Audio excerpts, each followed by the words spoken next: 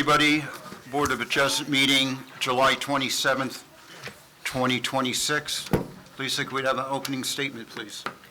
I hereby declare this meeting of the Howell Township Zoning Board to be open, adequate notice having been given pursuant to the New Jersey Open Public Meeting Act in the following manner. First, on December 16th, 2025, a copy of said notice was emailed to the Asbury Park Press and the Star Ledger.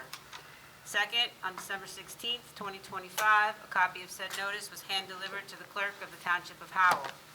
Third, on December 16th, 2025, said notice was posted in the office of the Zoning Board and on the bulletin board in the Howell Township Municipal Building, 4567 Route 9, Howell Township, New Jersey. In accordance with the Fire Prevention Code and for your safety, please be advised that this facility is designed with 2 emergency exits at the front and the rear of the meeting room. Furthermore, smoking is not permitted in the municipal building. Please take note that this meeting is being videotaped for possible future broadcast on Howell Township TV 77. Thank you. Thank you. Could we have a roll call, please? Mr. Barillo? Here. Mr. Cantor? I am here. Mr. Hughes is excused. Mr. O'Donnell is excused. Mr. Orozco? Here. Mr. Ryan? Present. Ms. Scottson? Present. Mr. Kavarakis? Here. Chairman Mertens? I'll be present tonight. You have a quorum. Okay, thank you. This time, could everybody please rise for the Pledge of Allegiance, followed by a brief moment of silence for our troops overseas.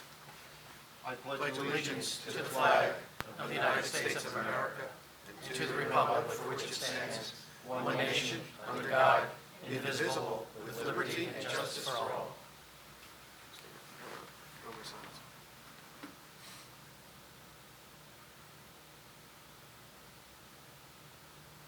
Thank you.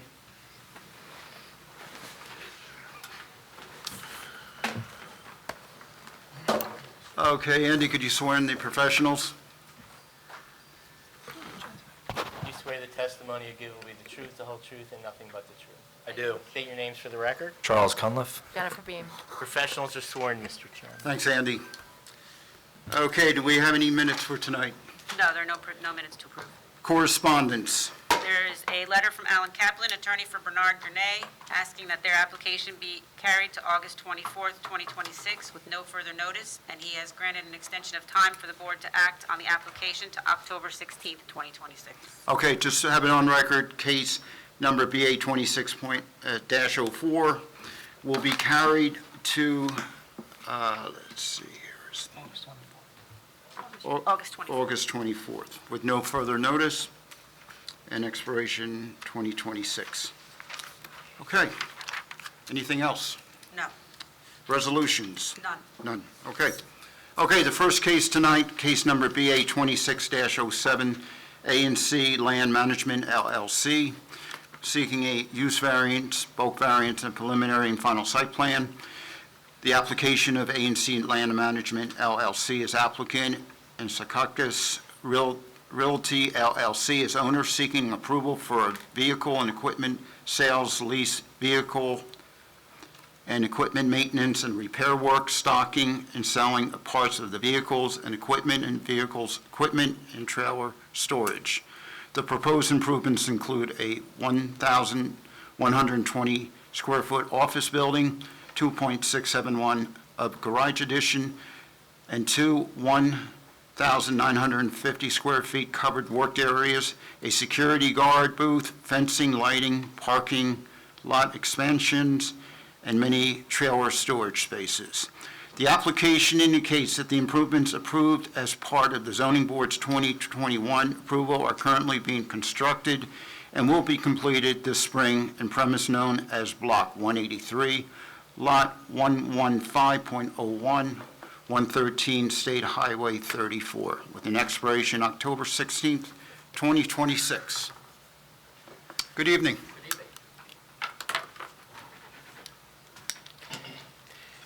Hey, Chris, just so you know, there's mics on the tables if you're more comfortable sitting.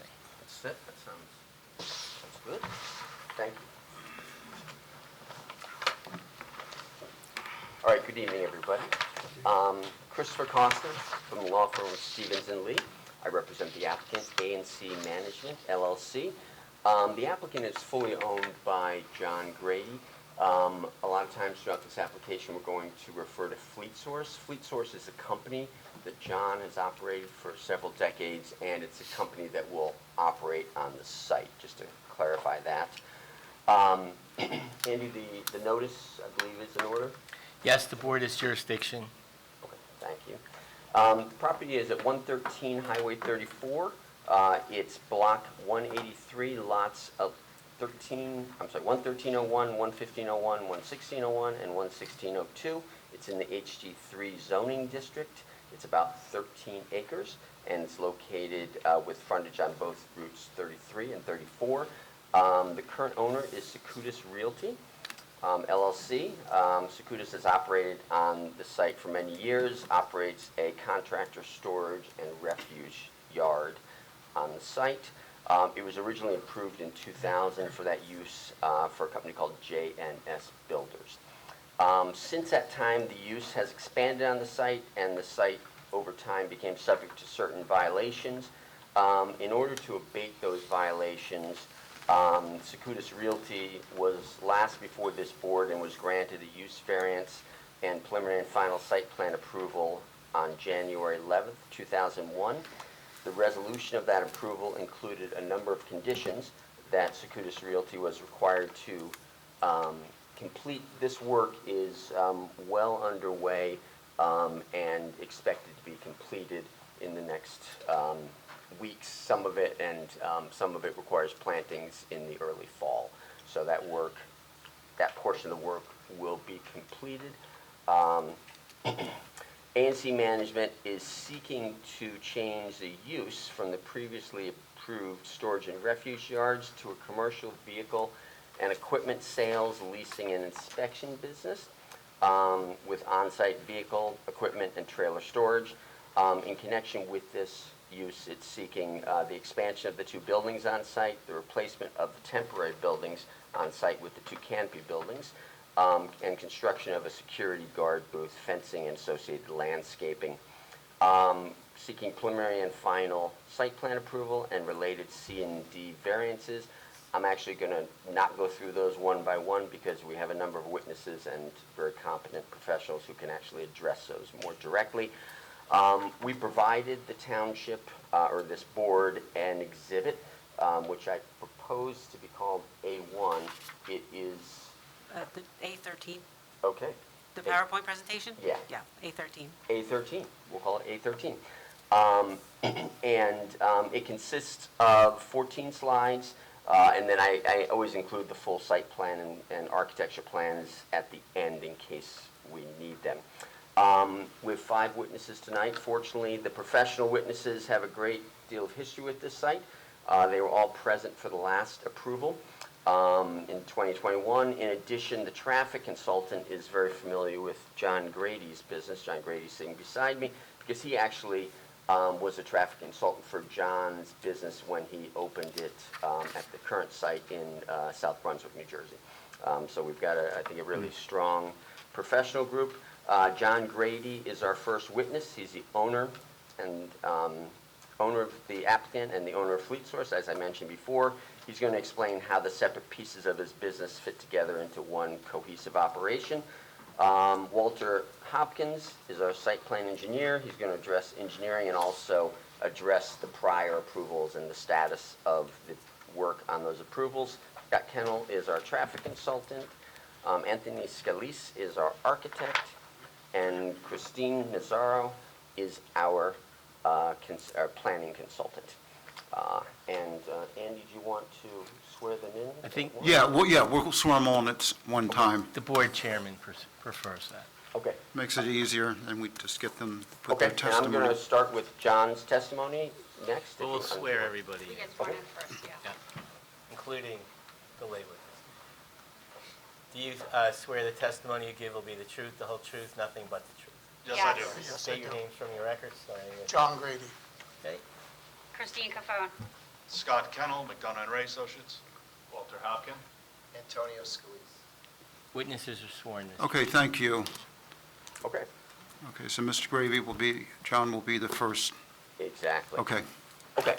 John, can you describe for the board how long you have been in business and what your business is. 40-plus years in the state of New Jersey. We lease, rent, repair all Class 8 equipment, tractors, trailers. They're called yard trucks. They utilize within UPS and BJ's to move equipment within the yard. They're not road equipment. They're just yard equipment. They're titled. They can go on the road, but it's a restricted use. Again, 40-plus years. We work 7 to 7 throughout 7 days a week. We employ 13 techs and employees throughout the work week. Most of the equipment is repaired off-site.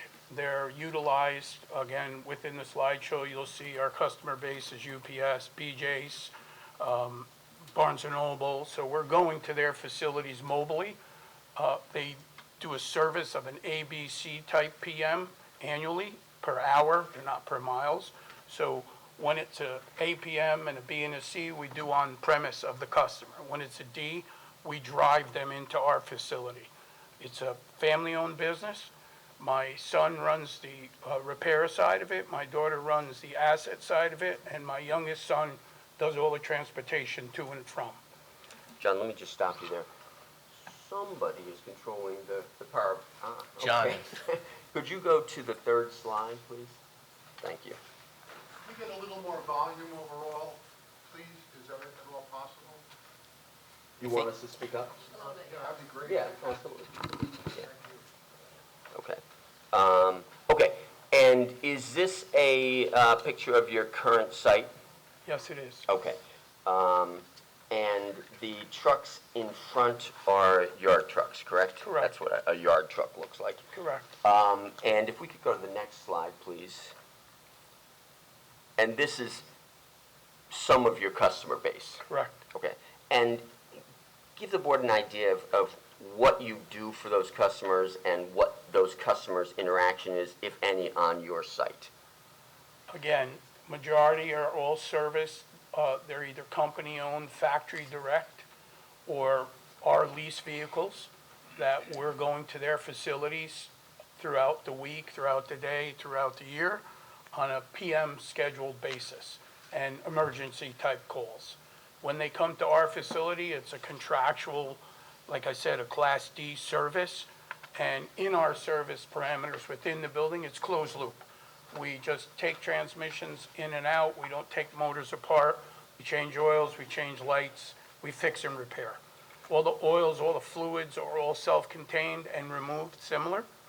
There's nothing on site. There's no need for any drainage or anything. We don't house pallets. We don't house tires. Everything is other vendors coming in and out, working within the boundaries of the building. In our facility in Dayton, that was part of the design and construction. That all must be done within the four walls. Nothing is done elsewhere outside. And that's the plan for the new facilities? Correct. You would do it all Yes. inside? Yes. And do you have a service that comes and picks up the liquids and Yes, we do. We Okay. use all the, oil companies and, the names escape me, but yeah, they're all same thing. In and out, closed loop, tanked, removed, and supplied. Okay.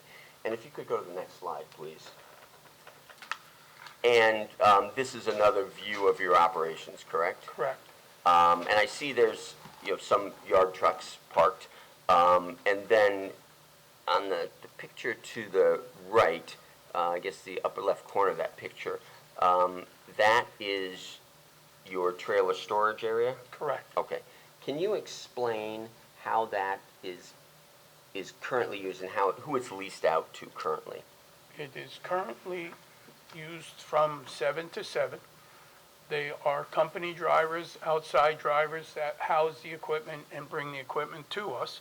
We provide a service where we log the equipment, we put a scan code on it, we age it for them upon the exit as well. And there is no hazmats, there is nothing, no explosives, it's all general commodities. It's in my lease to the customer. That only thing could be housed are the general commodities. It's Wayfair. Wayfair is an online solicitor of multiple furnishings and such. We do business with UPS as well on a retail side. They're looking for excess space when their yards get, full. And we work with the customer day to day on an in and outbound basis. We have 24-hour security, 24-hour security services on premise that log and maintain a security check through the facility throughout 7 days a week. Can you describe the reason that you've chosen this new facility in Howell? The reasons? Yes. I built this from the ground up in 2018. 4.5 years ago, I was approached and to the sale of the building, and I did a 5-year lease back. So my family's sitting in the background, and it's a family-owned business, and they're going to supersede my presence. So I then, went out and looked to get another piece of property to achieve that for, again, the family to keep on the legacy and the services. And what are the benefits of this particular property? Similar to our application now, and you see the way we behave and the way we operate. And again, that yard space brings a lot to us. And again, the existing buildings, the existing approvals, that all, made a marriage for, an offer that, would help us get this through, hopefully. Okay, and is this a better location for you to get the skilled labor you need for the site? Yes, it is. Some of the techs we have now live within the general area, and we have more luck in gaining, techs and service folks within the area. Okay. Okay. We can go to the next slide. Which I just. Chris, could I just jump in real Yes, quick? please. So I just want to go back. So the hours of operation, it's 7 a.m. to 7 p.m. Is that 7 days a week or just 6 days, Monday through Saturday? Go ahead. It is Monday through Saturday. Retail season, which is August till January, could be a 7 to 7 on a Sunday as well. Sorry, what was the 7-day-a-week one? Monday through Saturday. What months? Sorry, I apologize. August through December is the 7 days. All right, and then the PowerPoint presentation that you had shown, go back a slide. That's not showing the whole site, is it? That's No, just sir. So you have a storage area in the back that has trailers and other things too, right? Correct. It's a 12-acre parcel. 2 acres were, back for water retention ponds and excess, design. That's a 5-acre piece, and then there would be 7 acres below, which your question to the trailer. Yeah. And how many trailers are approved for that? 258. Okay, 258. Do you have any pictures in the slide of that? Don't. Okay. Yeah, it wasn't in there. Yeah, I think it just would be helpful for the board to see that. I'm not saying that I take issue. I think it would give the board a little bit of perspective of like what the site might look like. This site might look like when they move in, because it's actually pretty orderly in the back of the site in the aerials. It's not like things are all over the place. You're at 2382 US Highway 130 in Dayton? Is that your address? Yes, correct. Yes, it Yeah. is. John, And we can pull pull it up if you. Yeah, I think John's got it near now too. 2382. Is it inside? Because if not, I No, can- they're doing it on it. So again, our display area is 1 through 33. Okay. Yes.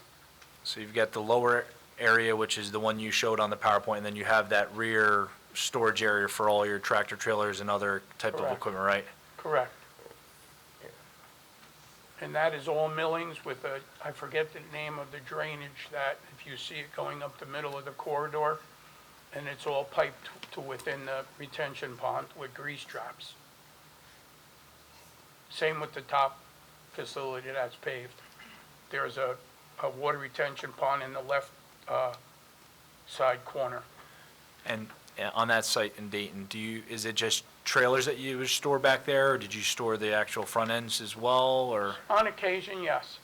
But It's it- a mix, but the majority of it, once Wayfair had leased it, it's their space for their use. But it was primarily trailers, correct? Correct, yes, that's And again, that overflow is for Wayfair, they do containers. So they don't have space or pay demurrage or any other additional costs, so they're looking for excess space is their reason.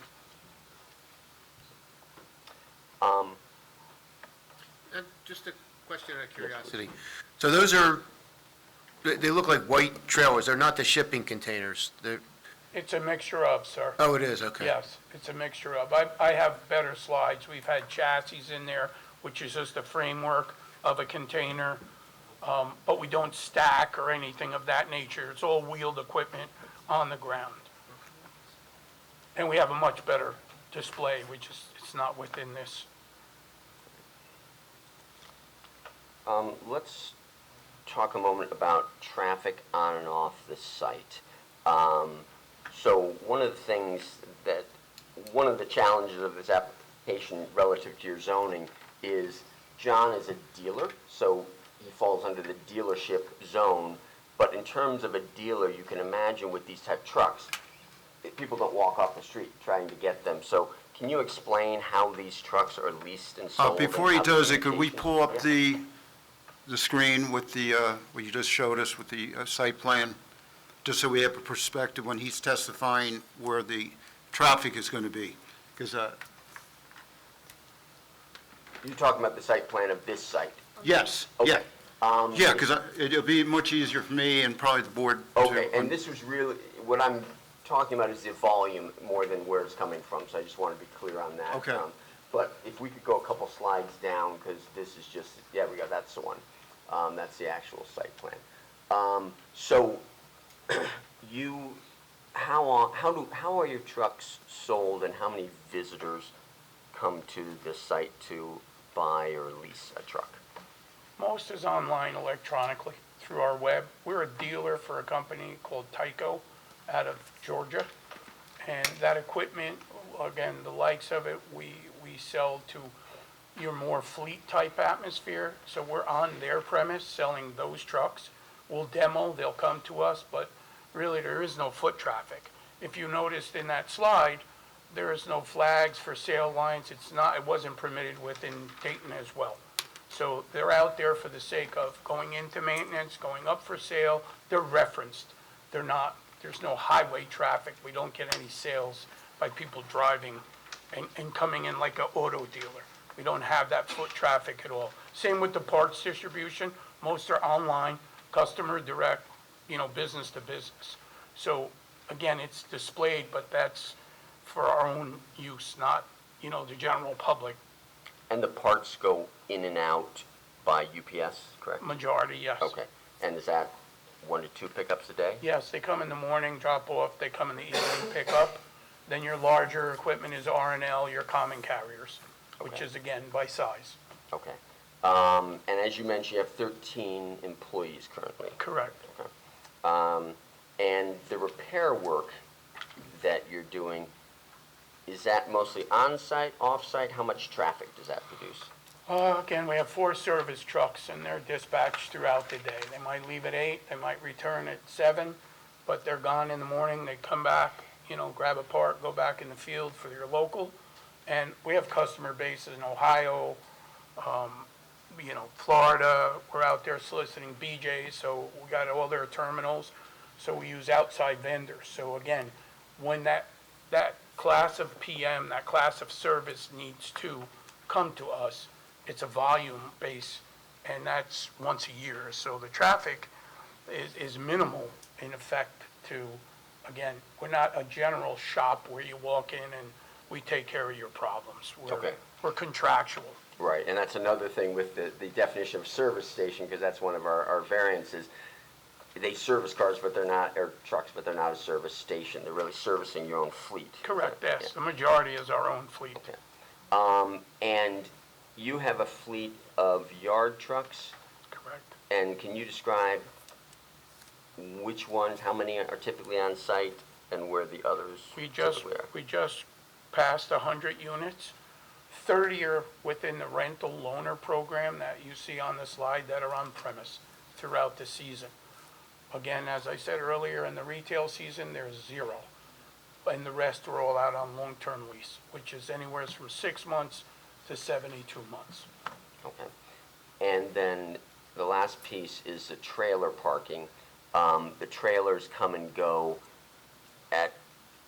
do they come and go individually? Do they come and go as groups when a company retains you? How does the trailer traffic Again, work? based on the utilization of the facility, it'll come to capacity, and the average is 1 to 3 a day. Or they'll bring in 1 to 2 and take out 1 to 2. Retail season, maybe a few more. Again, if you watch the Wayfair and Prime, having its Prime Day, that's what it's based on. That's when it's generated. And most, as again with the trucks, we're doing it in the evening hours. We go to the 5 boroughs, traffic is very heavy. So most of that is done in the latter part of the day or the early part of the morning. So we don't, it's a lot easier to go to the 5 boroughs at 2 a.m. than it is at 2 p.m. So we utilize that as best as we can.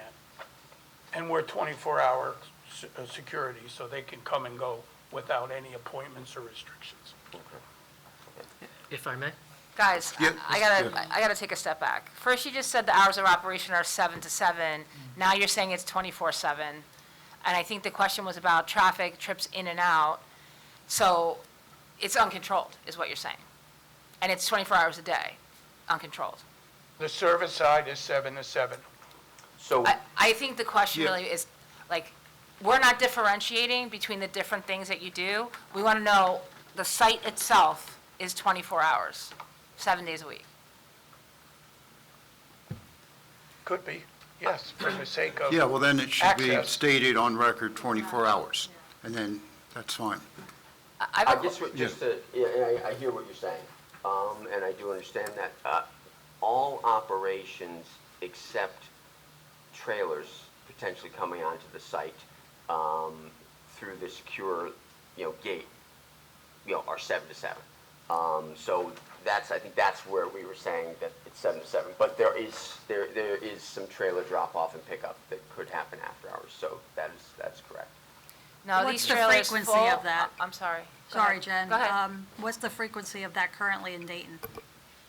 Again, during the retail season, more than most, in August to December. So what, in a week, how many would be picked up off-season and how many would be picked up and dropped off in the Again, if you're retail? doing 1 to 3 a day, so the off-season would be 1, and the busier season would be 3.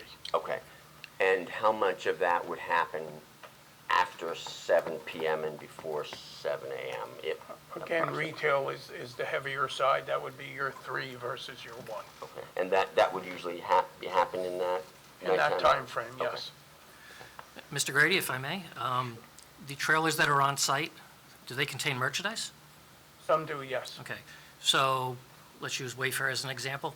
Wayfair is delivering from their warehouse to your lot as a drop for the It's a next drop driver to lot. pick it up? And that's what we're talking about here. Yeah, or return to the warehouse for distribution. Empties coming back, drop at your Correct. location, and then one of their drivers picks them up and moves them out. Correct. And that would be the same for all use of the trailers? Majority, yes. Okay, just making sure. I worked in Sure. retail, I controlled the warehouse that did this, Okay. and I just want to make sure Yep, everybody here understands what we're talking right, about. like UPS, they only run empties, they don't hold loads.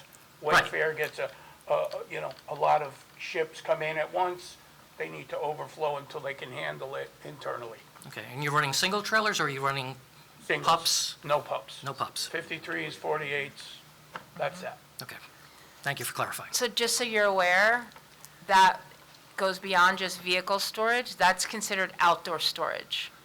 So, which we don't permit in the front. We don't permit it, so you would need another variance for outdoor storage of merchandise.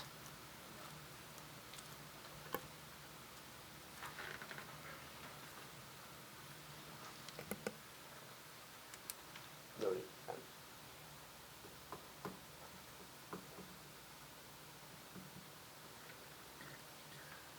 Now, based on this plan, are you anticipating 15 employees? Is there going to be any growth, like, let's say in 10 years, we want to kind of get the max that you're looking for as opposed to having you come back in 5 years? I have that, the Okay. number would be up to 19, Okay. That's employees? yes. And that would be mostly techs, mechanics. Our office staff is 4, and the rest are all tech-based. And that is, we applied for 18 to 20 is the number we.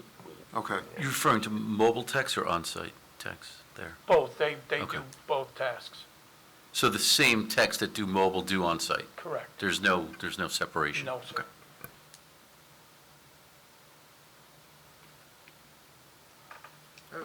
Question Yeah. of the attorney.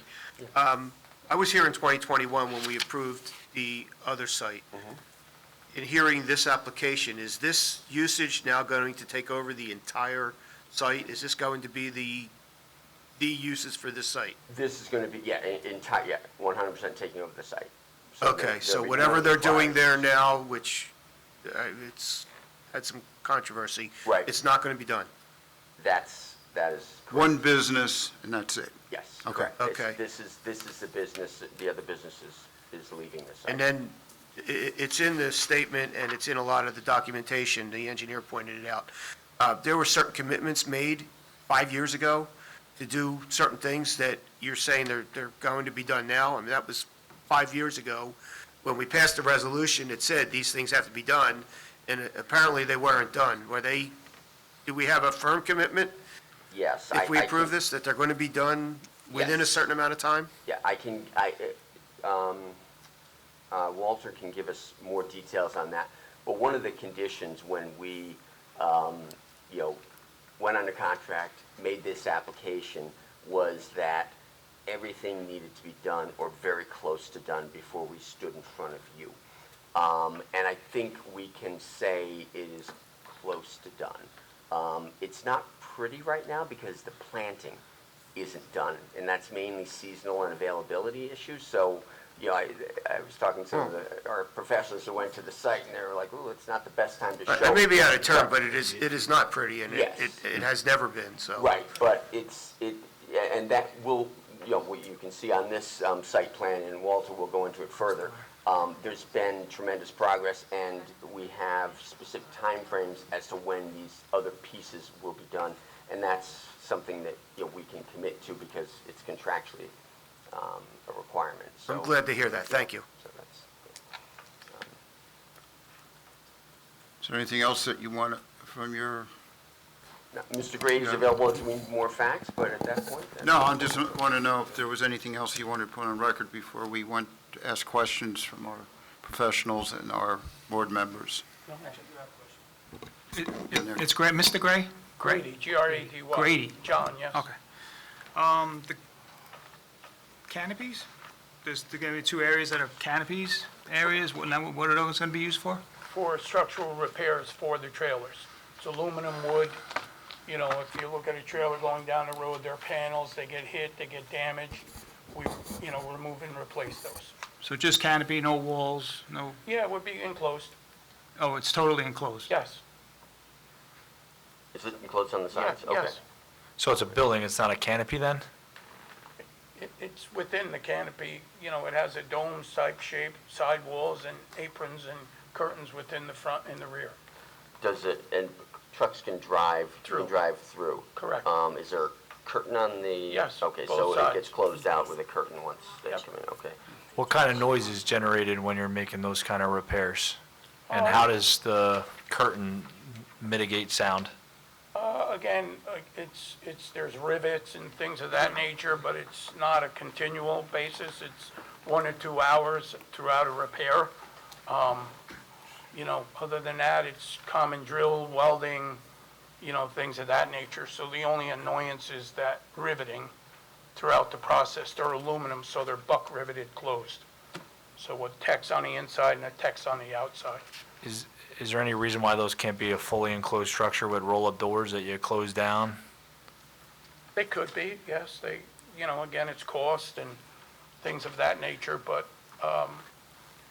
that's the area where it, creates the most, like you had say, noise or inconvenience to being enclosed in the shop. So we separate it from the normal shop duties. Yeah, I guess for me. Yeah, because I've never, I can't even picture what a No, I curtain know. looks like. And there's no structural plans, right? No architecturals for those No buildings. architectural. Because Kinda hard to visualize. that's kind of hard for me to visualize as far as being sufficient for this. Yeah, it almost sounds like a glorified carport, for lack of a better way of putting it. Did we not have, was that sent you? Yeah, but just today, yeah. Okay. Now, you have an architect that's testifying, would he have more information on He that? can with give his- more details Okay. on that, yeah. Okay, we'll table it to him.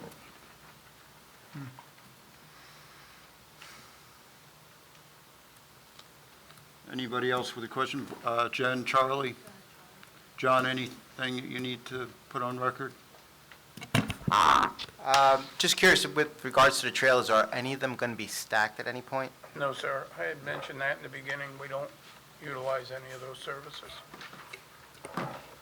Can you talk about refuse that's generated from the site, both from deliveries but also from your maintenance activities? You talked about the fluids and how it's a third party and they come and collect all that and dispose of it in a lawful manner, but other automotive waste, like how's that handled? It's mostly scrap metals, aluminum. It's brought in a container and removed within a container. All the fluids and filters are in-house, and they're within 55-gallon drums, closed, knit. They bring in and pick up and bring in empty.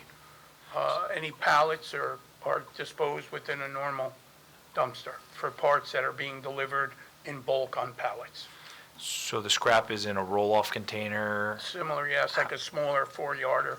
Once it's full, the staff calls in, they bring a new and remove the old. Inside a building, outside of a building? Within a fenced-in enclosure. If, So we're going to be asking for that to be masonry.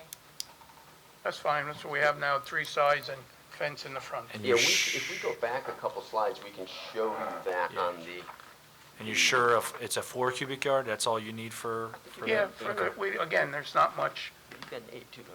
You have another dumpster. yeah, there's regular trash Right, okay, for the office trash. okay. So you might have an office 4 yard and then a 4 yard for scrap metal? Correct. Okay. So it's not the easiest to see. I'm wishing I picked some other pictures, but we'll work with it. So if you look at the picture on the right-hand side, the back corner next to the trailers, is that where the current dumpsters Yes. are? Yes, Okay. And what do you have there currently? there's 2, again, a 4-yard for scrap and a 4-yard for trash, Okay, and it's 3 sides masonry with a forward privacy gate. okay. And where does the oil get stored till it's picked up? All within in the building. Okay, There's a tank for refill, and all the use gets from a drainage okay, so it's system. inside. It's all closed loop. You don't do any have to do any washing activities or anything like that? In the facility now, we have a recycled permitted use, and we no longer are utilizing that. We're not taking any of So that. on the new site that you're We moving won't to? be doing you won't any be doing it? washing. Okay. And then, so there's the office expansion. Can you tell us what that's for your growth to accommodate up to 20 office Correct. employees? Correct. And then, so we talked about the covered work areas. There's the one-story masonry garage that exists that has 2 sets of roll-up doors on either side, and then you're doing a building addition with the drop loading dock. What's the purpose of that, and how does, Parts distribution. okay, so that's not to service a vehicle, that's No, to sir. bring in inventory parts to be able Correct. to make repairs? And be able to access it building to building. Okay. And then the garage that has the roll-up doors on either end, is that one tractor trailer being serviced in each bay at a time, or can you get 2 tractor trailers in there at a time, You or? could get multiple yard trucks throughout the trailers we prefer to utilize in those outside buildings. We could put a tractor end trailer within the 1 or 2 bays, Okay. but again, we would, requesting the outside building for the trailer repair. Okay. So that garage with the 2 roll-up doors, we're talking about like 4 front ends at a time you could be servicing, and then they just get backed out? Correct. Okay. And then for the parking, there's a number of parking spaces. I think as part of the prior approval, there was dolly pads that had to be, constructed for those improvements. Are those solely for parking of the trailer component of the tractor trailers, or are there any other type of vehicles or equipment that might be anticipated to be parked there? Again, general equipment as it comes through, but the majority would be yard trucks and/or trailers. If you look at the portion, if we go a couple pages down to the site plan, Yeah, there we go. The portion, thank you for, yeah, that's perfect. The portion directly behind the office, those initial truck bays may actually house yard trucks. That's a possibility that they would put yard trucks there. Which spaces is that again? Apologize. If you look at the probably the 3 to 6 spaces that are closest to the office building. Okay. Next to the covered work area? No, behind, I'm trying to think of a good way to describe it. Right where the 2 green bushes Yeah, are. right across that little road there. Yep. Yeah, that's a good idea, just use it, there we Yep. go. Yeah, those, yeah, Yep. Yeah, that's not real Get on helpful. this. yep, yeah. So that's, it's actually not that area, it's the, Well, no, he was pointing on that screen over there. Is that the top? I'm gonna, is it showing on your screen? Yeah. Approach it.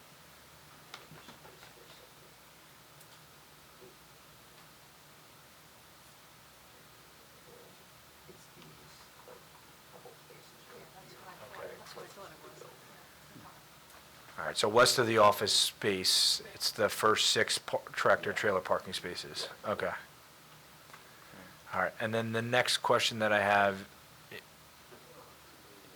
is, so as part of the prior approval, there wasn't any site lighting proposed throughout the balance of the parking area in the back. There was just up by the office. They're now proposing site lighting, so you said you're 7 days a week during the busiest season, 7 a.m. to 7 p.m. Those are all going to be on timers to shut off 1 hour after close of business? Yes, sir. Any intent for them to be on dimmers for security purposes, any of those? Do you have any security lighting through the site? We How's do that? emergency lighting around the perimeter of the building, but our practices are, again, with daylight savings time, they go on, they go off, and they're censored for that time frame. Okay, so a tractor getting delivered overnight, Yeah. how familiar are you with the site when all the lights are off, and how does that operate? The prior user was all, they controlled all their vehicles and they did trash pickup and collection, so it was the same people coming in and out of the site. If you're kind of like a stopover for Wayfair or whoever, how do they navigate the site if it's the first time for the site? Right, the security guard is on premise, and they tell them positions to go to and from within the map of the facility. They arrive, they're announced to the security guard, they'll come into the guard office, and they announce on where to park the equipment, or where the equipment is that they're removing. Okay, so they just have a map that they're supposed to reference while they're driving in the middle of the night with no lights to figure out where they need to park? It's lit, it's fully lit in the evening hours. Yeah, I'm talking about for But like those ones that beyond happen 7 overnight. p.m. Well, again, that's when the lights would be on. Yeah, but you said they were going to be off. Yeah, Oh, Yeah. yeah, it's got- So what we're trying to get at is if the trucks come in overnight or after hours, security guys, I don't think they're going to just put a flashlight and show them. No, not Yeah, at that's all. what we just want to get that on. Maybe I misrepresented it, Yeah. but again, the lights go on at 7 and close it in the morning based on daylight savings time. Okay. So it's illuminated during the evening hours. That's the parking, Yeah. the truck parking. Correct, Okay, So the lights are on dusk till dawn? correct. in the parking, okay. Okay. So, just so I understand how the trailer situation works, do they call you ahead of time and let you know who's coming? Because a lot of those trailer spaces on the plan are like tandem spaces, so if the trailer that they need is kind of like in the middle row, let's say, and there's trailers on all 4 sides, there's gonna be a lot of jockeying of vehicles to get that trailer out. Is that done by you? Or is that done when whoever shows up on the site has to move all those things around? Depending on the customer, like UPS, we provide a jockeying service. Okay, A Wayfair, they'll just pool empties, so they could take any empty. So it doesn't matter if it's 3 deep or 1 deep. They'll just come in and there's a pool of empty trailers. I understand that part of it, but you also had indicated that some of the Wayfair trailers would have inventory in it that was not able to be situated in a warehouse, right? That, Mr. Ryan, that's kind of what we were talking about earlier? It's kind of the halfway point. Trucks will leave a warehouse, go to an intermediate point. Right. And then another driver will pick it up from there and take it to its destination. So that merchandise is specific, right? So let's say they were coming for a trailer that has that merchandise in it, and it's like stuck in the middle of this tandem parking field, which I'm not opining one way or the other is good or bad. I'm just trying to figure out how that will work. Well, again, UPS would use a service. Right, well, let's talk about like No, Wayfair. and Wayfair, they would do a double drop, which they would come in, drop a trailer elsewhere, and then dig one out, and then put back another. So and they then- would do the jockeying on the Correct. site? Okay. Correct. So there's no dedicated spaces for Wayfair for their full trailers versus the empty trailers? There could be, yes, depending on the volume. Oh. And we have a software program that we age the equipment for them, so it's a yard check. So they could see it prior to arrival to dictate to the driver, not to us. And I'm assuming that when Mr. Hopkins comes up, he'll talk about like how bright we're talking about these lights being on all night long. I mean, I don't know if you were Correct. planning on that, Walt, but we're going to ask that. I have a question about the outdoor vehicle maintenance structure. It's my understanding that the structure sits on millings, is that correct? Or is Entirely. proposed to sit on millings? There's a slab for the one that's there now, a cement slab. Right, so I think that's kind of where I'm going. As you guys Yep. know, we typically have required a concrete slab in any area that would have any kind of outdoor maintenance. So in the event that something leaks out of the truck, it's not going to go through the millings, and you have wetlands and environmentally sensitive features on the site. So we wouldn't want any kind of contaminant, whether it's transmission fluid or whatever. So I would just recommend to the board that any area that's going to be, whether it's this building or any other area in the yard that is going to have some kind of maintenance Absolutely. activity, it should be concrete. We can agree to that. Okay, Okay, thank okay. you. In past experience, they have a grease trap that is housed in there that's clean maintenance for any runoff of Okay. whatever. But still, the concrete is about Yeah. important to Sure. us. Okay. Of course. Any further questions for this witness? I'm a little slow, so the yard trucks jockey the trailers around? Is that their purpose? That's their primary service, yes. Okay, and you sell those yard trucks also to a Yes. Wayfair or I a? lease, the majority You of lease. our customers, we lease them directly through weekly, monthly, or annually. And when those yard trucks need maintenance, you go to them? Majority of the time, yes. There's 4 classes of service, aside of any down or emergency or damage. There's an A for a quick oil change, a B for an oil change and filtration, then a C is valves and things of that nature, and for the D, the major, has to come through us on premise. Or an outside vendor if they're not within distance. And how often, and you mentioned UPS, right, does their own jockeying of stuff? Yes.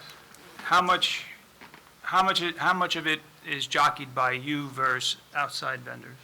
On the facility? Yeah, Depending, like Wayfair will do a service if they have a heavy flow, for 2 to 3 months. It's not an annual basis.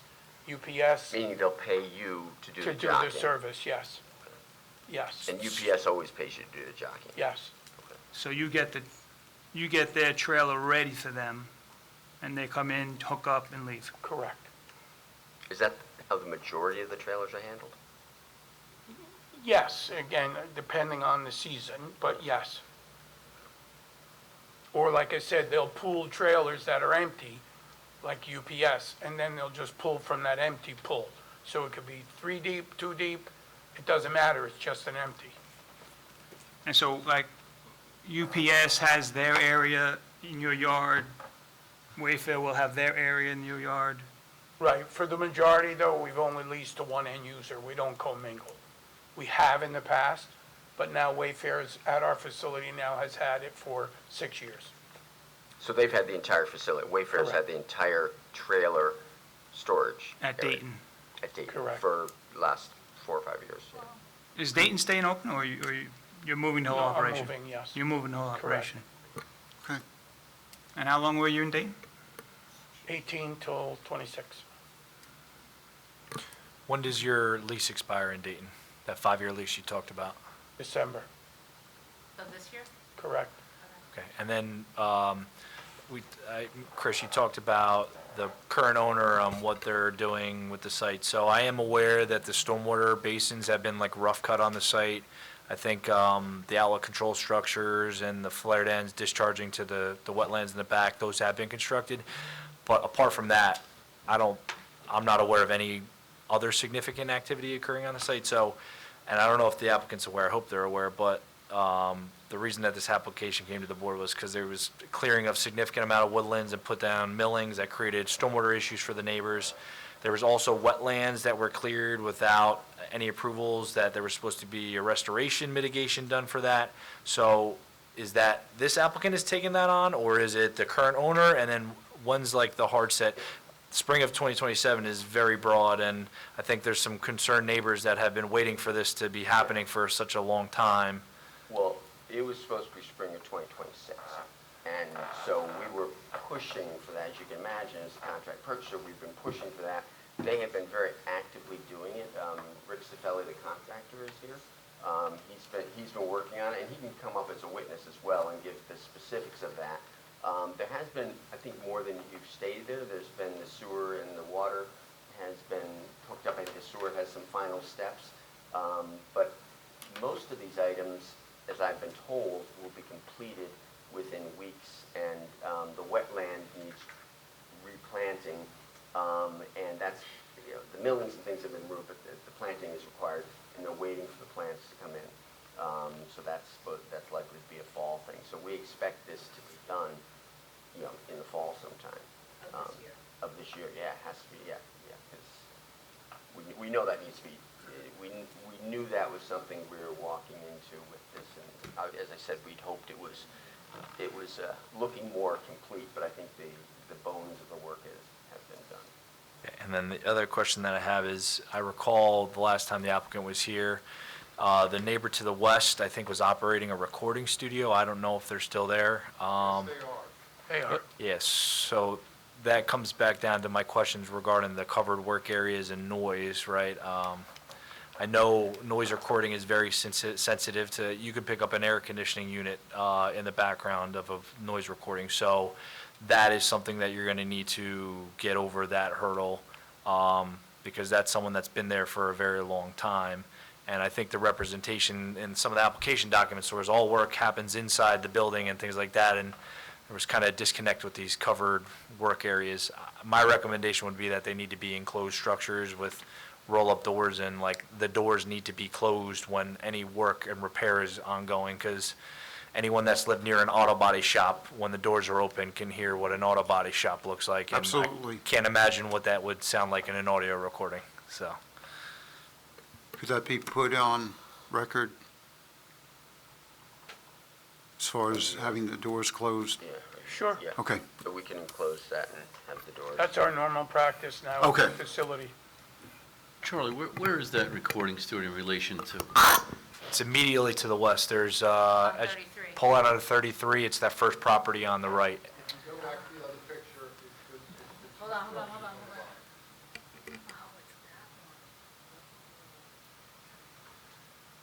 Yeah, right there, yep.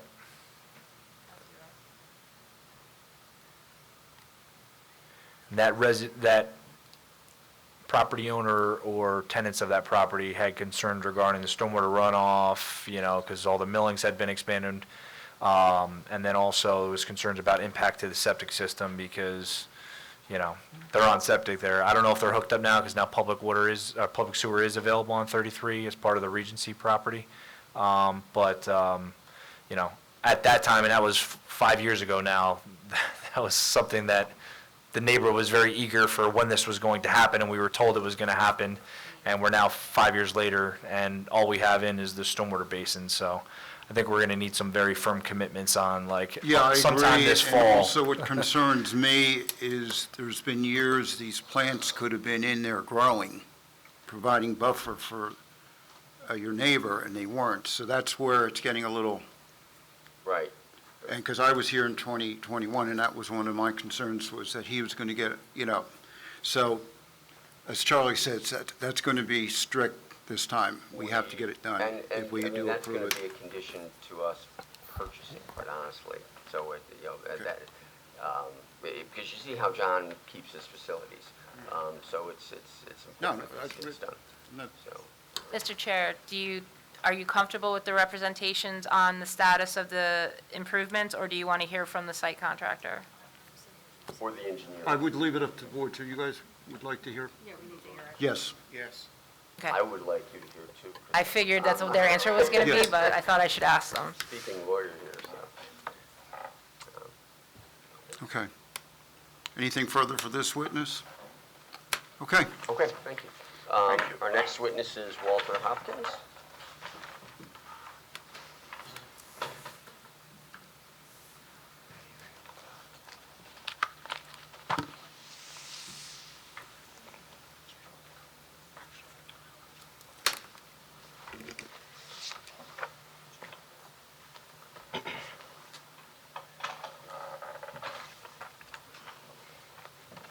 Yeah.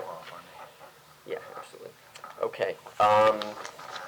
Walter, could you give the board the benefit of your education, licensure, and professional experience? Sure. I have a Bachelor of Science from Drexel University. I'm a licensed engineer in the states of New Jersey, New York, Pennsylvania, Delaware, and Maryland. I'm a certified municipal engineer in the state of New Jersey. I've had the pleasure of testifying and being accepted at this board as well as your planning board. We accept you again. Thank you, So Mr. welcome Chairman. back. So I'll briefly orient the board to the site again, go around the surrounding uses, get to the status of the improvements, and then what's proposed. So it is a 13.1 acre site. It's known as 113 Route 34. It's actually block 183, lot 115.01. So one of the conditions of the prior approval was a consolidation of the lots. So they all have been consolidated into one lot. And it is in fact located in your HD3 zone. The surrounding uses actually have changed a little bit since the last time. So the north is vacant. I think eventually goes to parts of Earl. Caruso is to the northeast a little bit. To the south is now a pizza and sub shop on the other side of Route 33. It used to be the Hungry Puppy the last time I was here. Self-storage is to the east. I think the name and operator have changed. And there also is the Core Equipment Group, which I believe is like a case or heavy equipment dealer that has recently been, I guess you approved or the board approved. Well, speak up. Sure, okay. Okay, no problem. And to the west is wooded area, wetlands, the recording studio, of course, is there, and eventually the Regency of Dallaire development. So again, the lots have been consolidated, the detention basins have been graded, the outlet control structures have been installed, the water quality structures have been installed, and the outlets from those have been installed as well. The berms along Route 33 have been installed. They have not, the vegetation has not been planted on them. Along Route 33, there was an access point that required DOT approval that was constructed as well in accordance with DOT approvals.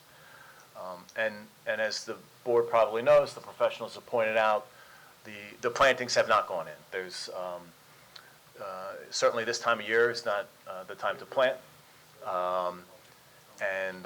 So I'll leave it to the board and the attorney to determine the timing on this. I can tell you that the area in the back, the dark green area, which is labeled as the restoration area, that does require an intense amount of plantings pursuant to the Department of Environmental Protection. That was the area that was encroached on for the wetlands. I can tell you that the millings have been removed, so we're getting closer. There has been some weeds, some vegetation that's taken that over, but certainly work still needs to be done there with the plantings in accordance with the DEP's restoration plan. Okay, I'm gonna with stop that, there 'cause with I that, see a couple of- if I may, yeah. Ms. Sparrow had asked for a woodlands management plan. Has that Yes. been produced? No. So when we prepared these plans, as Mr. Costas testified, the understanding was that these improvements would be in. They're not. So what Ms. Spiro's asked, and partly what Mr. Cunliffe has asked for as well, is that they're kind of shown on the plan as background, but they want the full detail from the original plans to be included in the set, and we would certainly agree to that. Woodlands management, landscaping. Right, and I would think you could present the plan and then have a timeline of instituting the plan. I can present the plan. I'm not responsible for the. Not saying you. Yeah. But you would think when in our packet, we're getting notification that this has been asked for and has not been updated, and that's why I'm wanting to say. There are other things in there that, the utilities application appears to be blank in our packet. I don't know if that's by design, if it's by mistake, I don't know. But as we're reviewing everything, it's an incomplete form. So trying to make understanding of what's being presented, it's kind of hard when there's an incomplete woodlands plan. It's an incomplete utilities application. The Monmouth County Planning Board, that's an incomplete notice.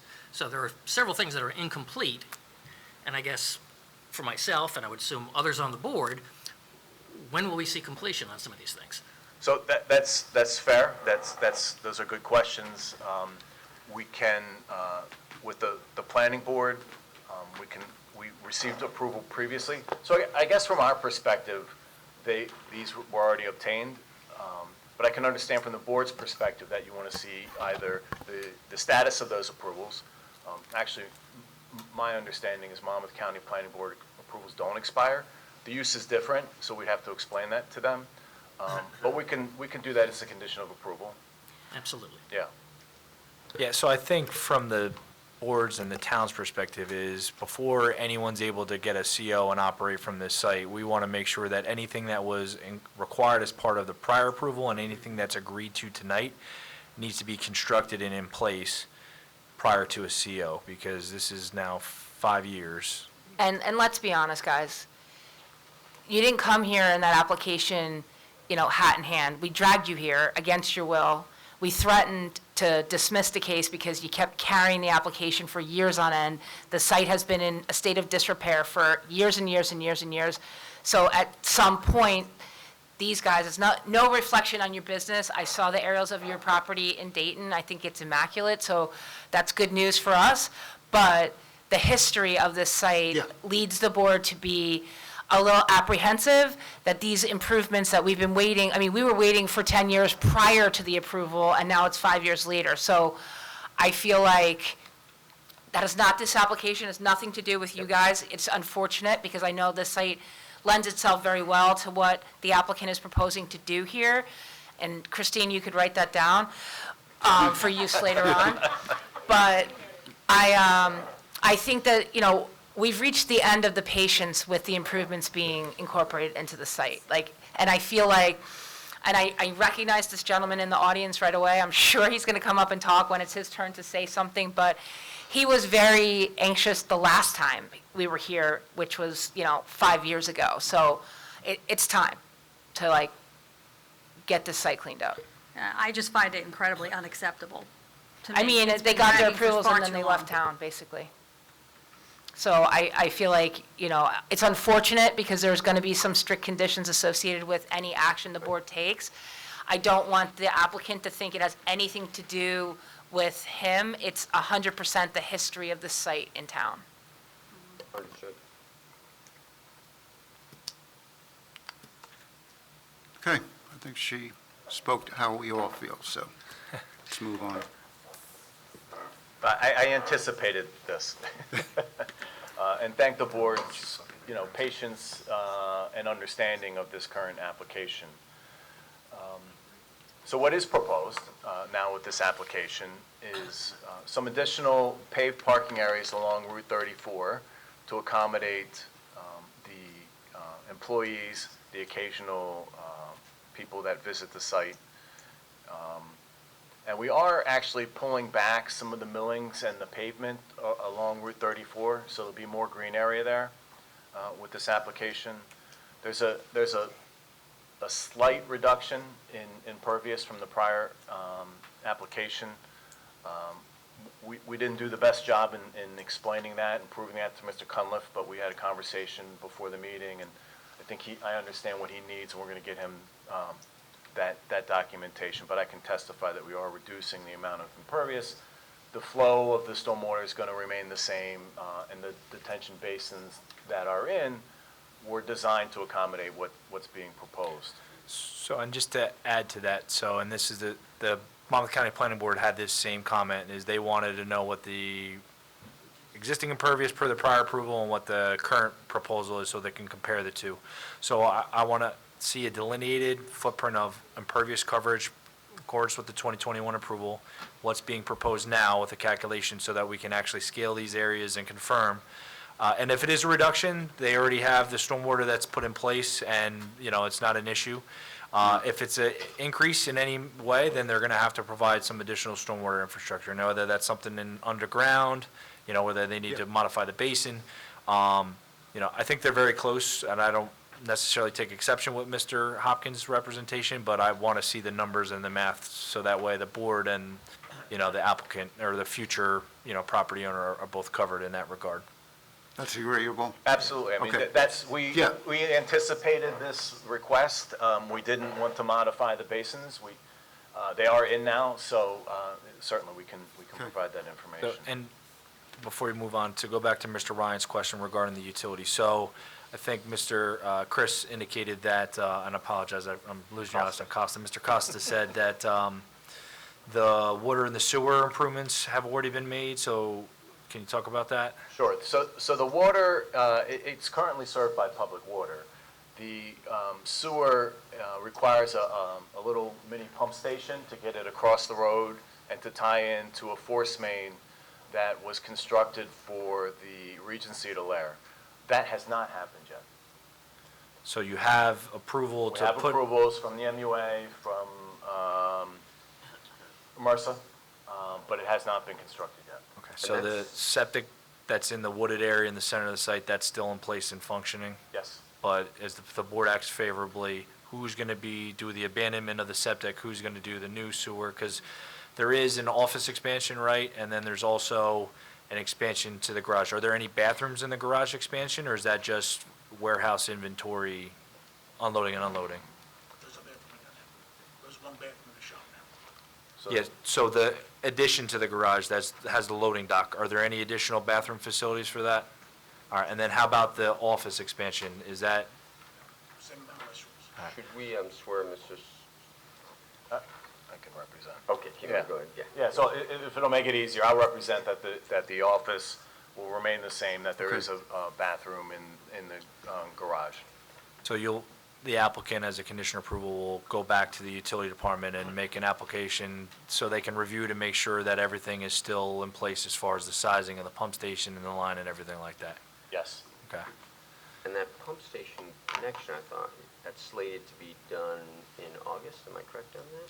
I don't know. And that's required, right? It's required because, I'm getting a little ahead of myself, but there's kind of a mounded area. If you've seen the site, it's kind of a grassed area, and that's going to be leveled off and will be millings for the area that you see up on the board for the trailer storage. As far as buildings, if I can move on. Okay. And I think Mr. Costa talked about this. There's a 1,120 square foot office addition with an ADA ramp. There's parking. That area will be a little bit more organized as far as the parking area, ADA spaces, and there will be an EV charging space there as well. There's a 2,671 square foot addition to the garage. The architect will go over a little bit more detail on these. We've talked about, there's two 1,950 square foot working areas. I think we've heard discussion from the board and the professionals and how you would like that treated. Those are located, those are two rectangular square areas that are kind of out there on their own. We'll use, yeah, it doesn't really work on this. Yeah. Oh, there we go. There's one, and there's the other. Just to orient the board, again, that's the office addition. I don't want to shoot anybody in the eye here.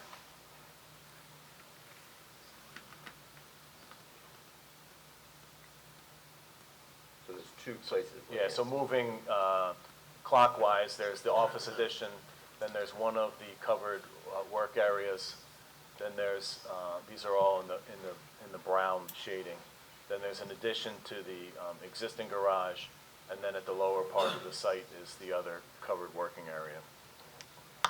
There's also a small guard booth out towards the Route 33 entrance. Just slide on down that way. Is that, the entrance is on 33 and not 34? They have There's both two. entrances, and they're both gated. Okay, thank you. Going back to those driveways, is that something you're going to talk about, or is Scott going to talk about that when he comes up, how the driveways are going to function? I mean, I can generally talk about it. I don't know that there's any specific order in which that they are accessed, but it's a similar, there's similar access and similar circulation as the prior application. Yeah, so there was a gate on the Route 33 axis, and it was closer towards Route 33. Now it's basically been moved further into the site. So is that for is that intended to be where the trucks come in and out predominantly, and there's like ability for them to queue, or at least one vehicle to pull off 33 and not be waiting on the shoulder? Exactly. Okay. That allows, actually, we have that demonstrated there. It's facing the wrong way, but there's one tractor trailer that is pulled off at 33 before it hits the gate. Oh, yeah, okay. Yeah, the gate's right behind the tractor trailer. Yeah. That's a good idea. So there's 49 parking spaces along the Route 34 area for what I'll call passenger vehicles. The trailer jockey or the yard truck that Mr. Grady deals in, they also, believe it or not, they fit in a space. They're that small, so they're about 17 feet long. They can fit there as well. There's 165 spaces for storage of trailers and yard trucks. Those are the areas that you see kind of in the center of the site with the white rectangular spaces. There's a slight reduction in impervious. Again, we'll prove that to Mr. Cunliffe, but we designed it that way. I'm confident that we can prove that to him. There was a comment in his letter about the operation and maintenance manual. That was a condition of the prior approval. I couldn't find before I came out here if that has been filed or not, but if it hasn't been, it'll be filed with the county as required. It's part of your conditions, it's part of DEP's requirements, and we can do that. Refuse and recycling, that kind of came up on a call. It was in your professionals' review letters. And on the call, it was suggested that we put, I think Mr. Grady said he needs a 4 and an 8 yard dumpster. We would put this in an area behind the buffer in an enclosure that your ordinance requires. The wetlands restoration, I think we went through that a little bit. The millings have been pulled out, but the plantings haven't. That's going to have to be done. And that was also something that Ms. Spiro requested, that we include that from the prior application, the details, the spacing, and the species of those plantings. Include that on these plans. The berms have been installed, the landscaping haven't. We would mimic the same buffer that was approved last time. If there's anything that Ms. Spiro wants modified or changed, we certainly would be open to that. What I stopped to talk to Mr. Grady about was the lighting, and I know that there was concern about the overnight lighting. What I suggested was, first of all, our lighting exceeds your ordinance requirement, which isn't a good thing. So we would certainly reduce it to comply. But I think we'd like to work with your professionals to work on a dimming scenario where it goes below slightly what your ordinance requires, so it's not as bright, and then be on a motion sensor so that when the trucks do come, they can brighten up. And if the board finds that acceptable, we'll work with Mr. Cunliffe's office to come up with an acceptable timing and light level in those dimmed areas. Yeah, I would also make the suggestion, I think they have 4,000 Kelvin lights, which on a normal commercial site that turns off after hours, I think is reasonable. I would say it should be cut down to 3,000 Kelvin, especially if it's going to be on, overnight, even with the dimming. There are residences on the south side of the road, I think on Tice Road there. So I think they were probably accustomed to a site that hasn't had light for a long time, and even the prior approval was not supposed to have much light. So having any light on this site is going to be a difference Yeah. to those folks across the street there. So we good going down to 3,000? Oh, yeah. Okay. Yep. Yeah, there's a lot of flexibility with the LED lights that we didn't have in the past, so. There's fencing that's proposed to supplement what's there now. So the parking areas along Route 34 would have 8-foot-high fencing that would match what's there now.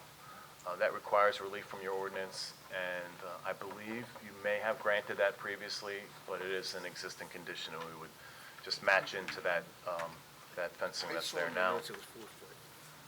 I saw in my notes it was 4-foot fence. Jennifer, you remember what that was? Board on The board, front? yeah. Was 4 feet, 50% open. Anything higher than 4 feet and anything that's solid, which I'm not opining is not a good thing in this particular No, instance no, to of course not. screen the site, but it would require relief. So currently, there's 3.5 foot along 33. Yeah. And then once you get around to 34, it's harder to see because it's offset a little bit, but there is 8 foot there now. I don't have a problem with the higher fence. I think it's good for security and also for. Yeah, I for agree. In this screening situation, I purposes, think it would be but better you to, just need the relief because we don't allow it. So let me just clarify that. We're proposing to keep the current fencing. No, we're proposing new fencing, New which will fencing. match into the Will existing match. fencing at the existing height of 8 That's, feet. that's a better way to put it, yes, okay. Yeah, you're right, Mr. Cantor. It was a 4-foot-high chain link fence along the Route 33 once you came over the slope right there. So it's all going to be 8-foot-high chain link fence, the whole entire, both 34 and 33? Yes, Is Okay. it on the inside of the landscaping or on the outside of the landscaping? inside, our side. Okay. Nice. You know, I'm not a big fan of chain link. But I think if it's on the inside of the berm and the landscaping, you're not really gonna see it, so we want the security purposes. Harley's already seen me cave on chain link fence, in the past 2 weeks somewhere else, so. There's a monument sign, a small monument sign proposed at each entrance. Your ordinance only permits one, so we'll need relief from that. The fence, the sign along Route 34 is required to be 20 feet off of the property line. We really can only fit it 10 feet, and that's kind of consistent with what the old Secudis sign was. It'll just be lower, and we didn't provide a detail, I think architect might have one? Yeah. So we don't have one of the monument sign. The architect will present you with the facade sign, but it's basically that sign shrunk onto a monument. We can provide that. We can testify that it'll be compliant with your ordinance with the exception of the setback from Route 34, and just would request relief that it be 10 feet rather than 20 feet. So both signs in terms of area, the base, and plantings will all comply with the monument sign requirements in the ordinance, and then 33 is going to comply with the 20-foot setback, 34 is just going to be 10-foot setback that you're requesting relief for. Yes. And none of them impact site triangles or anything like that? Okay. And you will provide a detail. Yes. And Walt, before I forget, so as you're coming 34 south and you make to take the ramp to go west on 33, there is an existing Securus sign that's like on the ramp there. Is that coming down, or is that's Yes. coming down? Okay. There is no intention to keep any of the Securus. No, and it's not an issue with the applicant, I just Yeah, no, I just mean, wanted, I can't no, it would be remember where we another left sign. off, whether that sign was to No. be removed, refaced, or remain, so I just wanted to get it on the record. Absolutely. We talked about the utilities. I think that's it as far as what's proposed. I'm sure the board members may have some questions for me, or professionals may have some things they need me to clarify, but I'm welcome to take any questions. You're seeking to continue the waiver for curb and sidewalk, I'm assuming? Yes. We don't have a problem with that on 33. Yeah. There's no curbing anywhere near there. No, and I really wouldn't encourage people to walk. Bad enough to drive on it.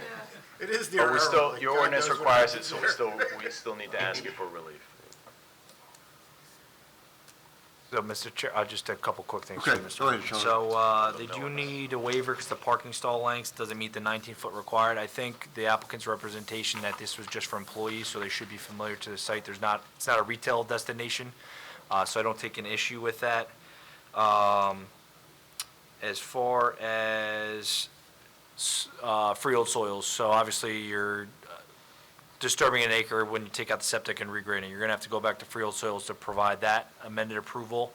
That area, so right now there's the mounded up because of the septic system that's got some grass and woods. That's all going to be removed. You're taking out 3 foot of material, so applicant's going to comply with the town soil removal Yes. requirements. Now, what's the intent? That's, the surfacing of the drive aisles right now is like stone and millings. Are they trying to reclaim that to reuse it? Are they bringing gravel onto the site to supplement that? Are they bringing millings onto the site to supplement that? What's the intent? So they'd like to redistribute the millings as possible. They'll probably need to bring additional ones in. I know Mr. Cullen's office and I have talked about this. There's a guidance document as to how millings are used on a site. I think DEP puts it out, and we would comply with whatever that is, whatever requirement that is. Yeah, so there was a guidance document in 2012, and there's some further guidance, but the gist of it is it can be used as a surfacing for parking areas. It has to be bound with like an emulsifier. It can't just be aggregate that when you get a heavy rain is going to wash into your stormwater basin. So that is something that is going to be a requirement unless there's something overriding from DEP and writing from DEP that says otherwise.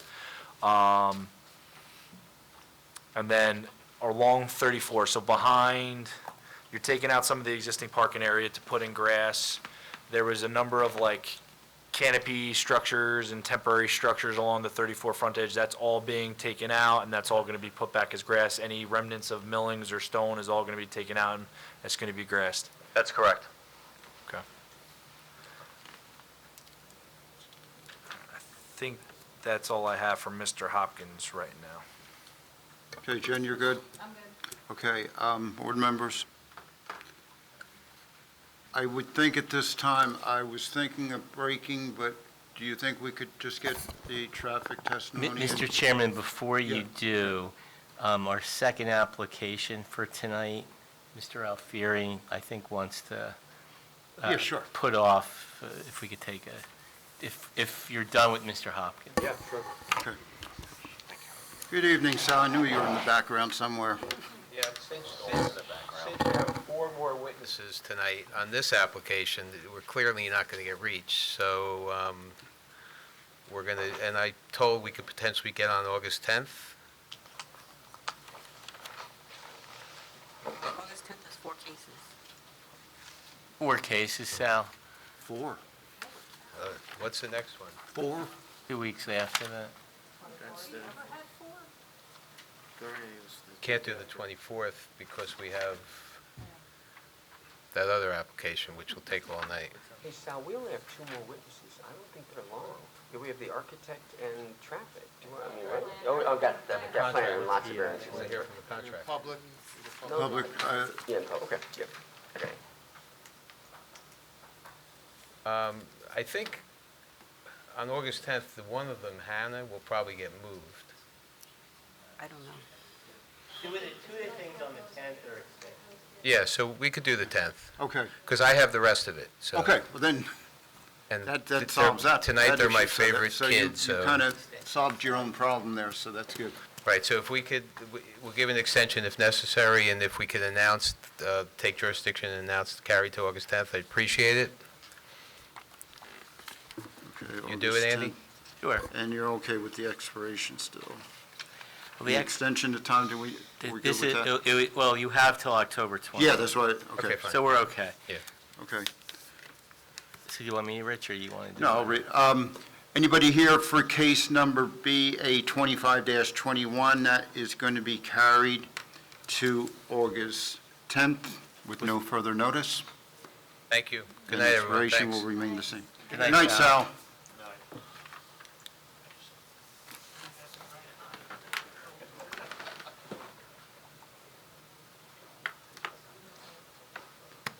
Okay, we'll get Mr. Kennel up, and then we'll probably take a quick recess.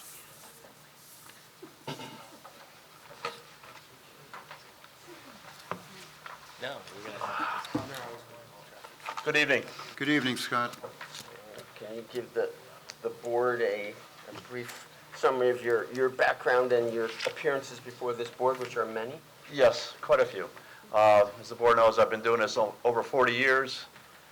I've testified in over 2,000 site plan applications dealing with traffic planning and transportation engineering. I've been qualified in New Jersey Superior Court as a traffic expert on a number of applications, and I'm very familiar with the NJDOT access process. Okay, we accept your qualifications. Thank you. I'll be brief. We submitted a report dated April 8, 2026, and basically, it compared the prior use to the current use. And we had conducted, when Secudis was operating, and this was around 2019, we had conducted traffic counts along 33, 34, as well as the site driveways. The site driveways are generating approximately 28 to 30 trips during the peak hours. It's expected that this site and this type of use will generate half the number of trips. So from my perspective, it's less intensive. And it's also important to note that I talked to Mr. Grady, when he says he can have a maximum of 19 employees, they're not all there at the same time, because again, I don't think he's expecting all his employees to work 6 days, 12 hours a day. So again, just for the board's benefit, doesn't mean that all those employees. Unless he wants to pay overtime. Right, You know? right. But as it relates also to NJDOT, we secured an access permit in 2022. The driveway was constructed, I guess, within the last 2 years, and that approval maintained full movements. There are no turning restrictions at that driveway, just as there's no turning restrictions at the Route 34 driveway, as approved by NJDOT. And that would continue. And again, it's, my opinion that this is less intensive during the peak hours, and as Mr. Grady testified, there will be activities during off-peak hours, which the site driveways can accommodate that traffic. On-site circulation, Walt has designed a plan that's kind of similar to the prior application, but provides positive on-site circulation throughout the site and more particularly for the large wheelbase vehicles that'll be on the site. As far as the parking, I know we have 49 parking spaces, which is excess of what is needed by this operation, as was testified earlier, because I think the intention is that some of those parking spaces could be used as display for the yard trucks, which can fit in those. I don't know if you noticed, but on some of the earlier exhibits, it showed how those yard trucks fit comfortably within a standard parking space. But there's no need for anywhere near the 50 parking spaces.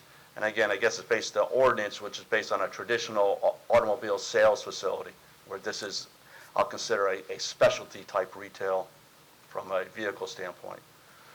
So from that perspective, in summary, it's my opinion that the site's been designed to provide positive on-site circulation. There's more than adequate parking for the employees and the infrequent customers or visitors to the site, and that the site driveways can operate safely and efficiently. Okay, Charlie, Jen?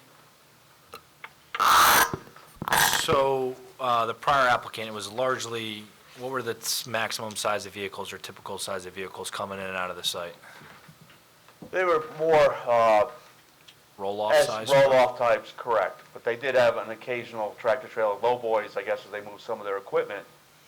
But there were more lowboys associated with that application. So smaller wheelbases than a WB 67? It was designed to accommodate them, but not as many as there may be with this operation on a 24-hour basis. So give us, for those largest size vehicles, the WB 67, what's the comparison between what was approved versus what's being presented now on a 24-hour basis, just for the boards? I'm trying to recall, I mean, basically from the testimonies provided, you may have anywhere from 4 or 5 tractor trailers on a daily basis. Secudis may have had 1 or 2. And I think the applicant's testimony during the peak retail in the fall, that 3 of those could be at over nighttime hours, right? So they're not turning movements into and out of the site during the peak hour on 33 and 34. And as he gave a perfect example, any of these users that are having trailers on site, they don't want to go to and from New York City during the midday peak periods. They're going to be off hours. So again, that kind of promotes that off-hour activity at the site driveways. Okay. And the change of use of the site, does that trigger any modification or letter no interest from DOT for the access on 33 or 34? It doesn't. I mean, if there was a request, this would completely fall into the criteria of letter of no interest, because we'd have to generate 100 additional peak hour trips than what was previously. And it's my opinion that we're going to have less peak hour traffic activity, and therefore it would not require any approval by NJDOT, other than if the board requested a letter of no interest. But in my opinion, this would definitely fall within the criteria, not a significant increase in traffic, and the permit would still be valid with this application. I think a letter of no interest would be good, just indicating, here's what it was approved for, here's what we're doing, and then they either issue a letter or there's no response, then at least the board can feel comfortable with the change in the use. Can I just clarify, is that a requirement for a letter, or is that a requirement to request a letter? So when you request a letter, Scott, is there a mandatory time frame for them to respond? It's not a mandatory time frame, but generally they will do it within 2 to 3 months. And now it's in a process that's handled through their portal, so it's filed electronically. So if the board were to act favorably tonight, you could, in the portal, submit a letter of no interest request, and conceivably by mid-fall have that letter from them. That's correct. Okay. I don't think that's something unreasonable to ask for. Yeah. Just because I know we've had other applications on this 33 corridor in this interchange, and there's been a lot of concerns about movements in and out of site, so I think it's just to protect the board and the applicant. I think it would be something that would be good.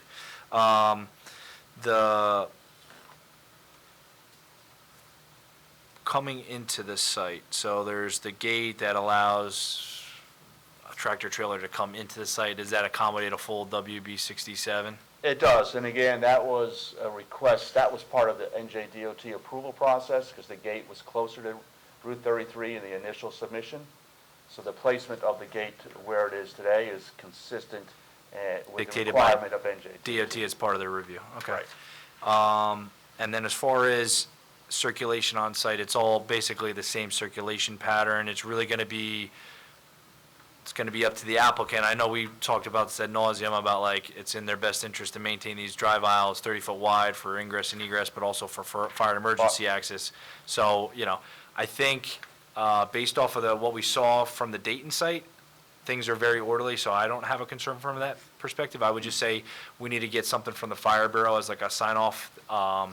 They were circulated the plans and didn't issue a memo, so I can't speak for them, but just something saying that they still take no issue with the site layout. And then any gates should definitely have Knox locks or Knox boxes for the fire department. especially since, some goods are going to be stored inside these trailers overnight. I think that's something that we want to see. And then on-site, it's really going to come down to maintenance of that parking and circulation, right? Millings are going to have to be bound, but it's going to have to be a continual maintenance thing. They do have a paved apron on Route 33, 40 feet into the site. I think 34 also has the paved parking area into there, but, no one wants to see tracking of millings and anything onto the state highway, because that's when, we get complaints and the site can start to look unseemly, so. And then as far as the parking, it's tough, we had a kind of open-ended as far as additional uses on site where there's not really, doesn't fit into a check mark on in the code. So retail part sales, based on their testimony, it's not someone coming from the outside to buy equipment or parts or anything like that, so I don't see a parking need for that. As far as the existing garage, that's there. The addition to that is just for like inventory offload as far as parts, so I don't really take an issue with that parking needing anything extra. And then we talked about the covered work areas. There's no like bathroom facilities. It's really just another workspace. As long as they're agreeing to a cap of like 20 employees, I think what they're providing is reasonable. So, and just with the exception that all those parking spaces have to be paved, right? They're not, those ones I think we want them to be paved because those are going to be in and out, passenger vehicles, so. That's agreed to. Okay, that's agreeable. Okay. That's, Jen, anything from you? Okay. One quick question. Some of the board members who weren't here 5 years ago, the 34, it's only going to be able to come in because that's the southbound side of 34. Is there any egress going onto 34 south from this site, or is it everything from 33 exiting? Well, I mean, again, the site is designed, the site driveways do not have any turning restrictions. But obviously, if someone has a destination to the west towards Freehold, they're going to use the Route 33 driveway. They're allowed to make left turns Okay, that was, from the Route 34 driveway to go north towards 18, Colts Neck. So there were no restrictions imposed by NJDOT on those driveways relative to left turns. okay, so any vehicle, truck exiting on 33 can make a left and go east and then get on 34 north from there? They can. I think it's better for them to go out to 34, given that. Oh, okay, so they go down a little bit. and then- okay, U-turn okay. slot. You're refreshing my memory in that. I mean, my understanding is DOT was looking at that, and they kind of threw their hands up because Okay. they couldn't come up with a reasonable solution, but. Yeah, okay. Yeah, I was going to say, can't cut. Okay, well, that's all I just wanted to, So then- anybody else from the board? A couple of quick questions regarding traffic. So the guard booth will be only at the Route 33 entrance exit, correct? That's correct. So I'm assuming that's your main entrance then? I would, my understanding as far as from the trailers are concerned, but I'll defer to the applicant. But that's my understanding, to provide control and access for those after hours, the random, infrequent after-hour activities. Do you know if the gates will be kept open during normal business hours, 7 to 7? No, sir. So the gates are always closed? John, is it fair to say that 33, which is next to the office, is more the employee office type of? 34, sorry, 34, apologize. That's going to be more the smaller vehicle office type work, and the trailers are going to come and go more from 33. Right. Now, but let's just hypothetically say we have a situation, we have a driver that's not familiar with this site. He's coming for the first time. He pulls into that Route 34 entrance. The gate's closed. So what does he do from there? Let's say it's after hours, too. Well, The security will have access. Yeah, come on, You gotta come on, come up, 'cause we gotta pick Yeah. up on the mic. Sorry, I thought these were traffic questions. No, that's a very, very All good right. question. Within the security facility, he will have access and control to both the 33 and the 34, with security cameras to see with a talk box, as well as, within him physical presence. Good. You thought this through. So there's an intercom? Yes, Yeah. Okay. we've done that. You're- basically say you need to come around.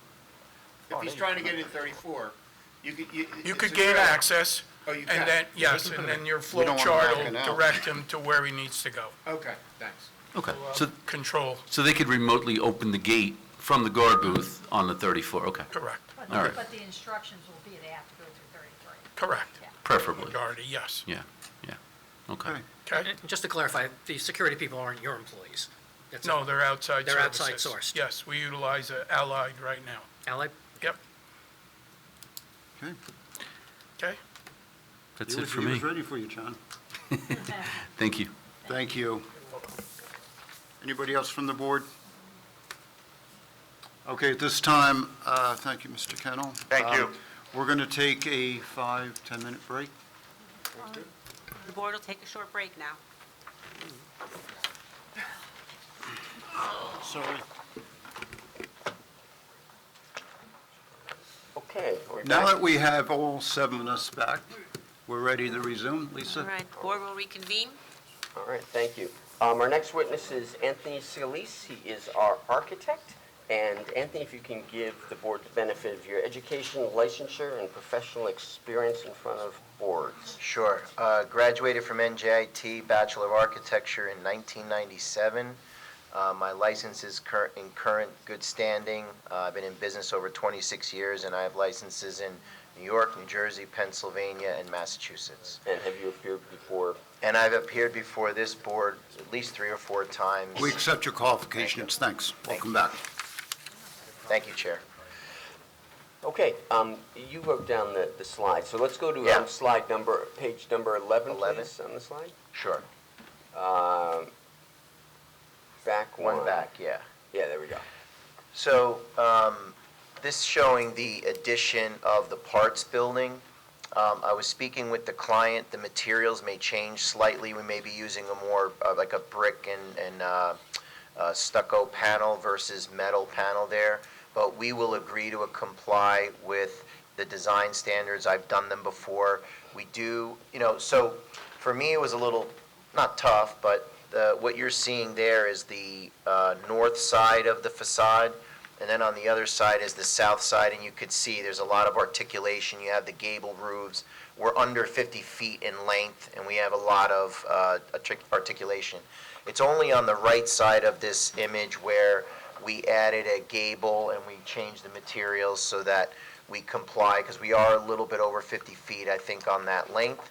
So again, we will comply with Ms. Beam's office on anything regarding the design standards. And then if you want to go to, sorry. Good, no, you We could, I guess we can go to the sign detail, which would be one page after that. These are the 2 signs. I'm sorry I can't see well on that, but I'll jump here. We're basically, one of the signs, which would be facing the repair facility, is approximately 22 feet long by 3 foot 2 high. You could see there's the lighter colors would be in red, and the darker color is black or a gray color to meet their typical branding. The sign below, so both of these signs are on the parts building, one that faces 33 and one that faces, I guess you could see it from 34. The one on 33 is slightly smaller, 18 feet wide, 2 foot 4 high. And if I can direct you to the 3rd page of the presentation, I believe, Anthony, those are the exact signs Yes. that are going to be there. Yep. So they're literally going to be transported. Yep. As you can see, one's a little bigger than the other. Yep. And if you go to page 23, you'll see the elevations of, which is this, I think it's the second to last page. You'll see there, this is the office. I apologize, the rendering there is not 100%, but the black and white. But basically, it just shows you there is articulation there. We do have, I guess it would be on the 34 side. It's a little bit longer. I know Ms. Beam's office was asking for dimensions. That one, I think, is about 60 feet. But there are articulation. It's hard to see, but we do have canopies coming out on the 4 windows to the left. and we do have a linear, like a plinth or a base delineation as well. So we'll make sure we comply with at least 4 elements, which again is in the design guidelines.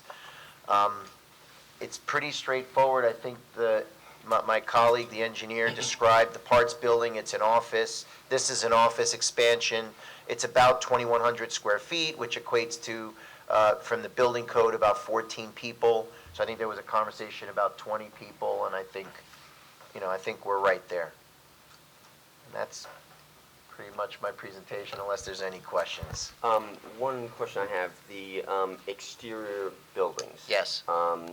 You had recommended that they be constructed in a similar pattern or similar manner as the addition to the garage. Can you explain that? Oh, I'm sorry. So there was a question about What we're calling the canopy the buildings. canopy buildings. There was a question that they're enclosed. I think the short answer is we'll comply with that, and then we'll comply with any design guidelines. My office wasn't involved in, those were prefab type structures, but we'll work with the client, and again, should the board find this favorable tonight, we'll work with Ms. Beam's office to make sure we comply. And the only thing I would add to that, I just want to get this before I forget, since that is going to be a more substantial project, we would like to be able to phase that particular work in over a 3-year period, meaning that those buildings wouldn't necessarily be built right away. They would be built within a 3-year period.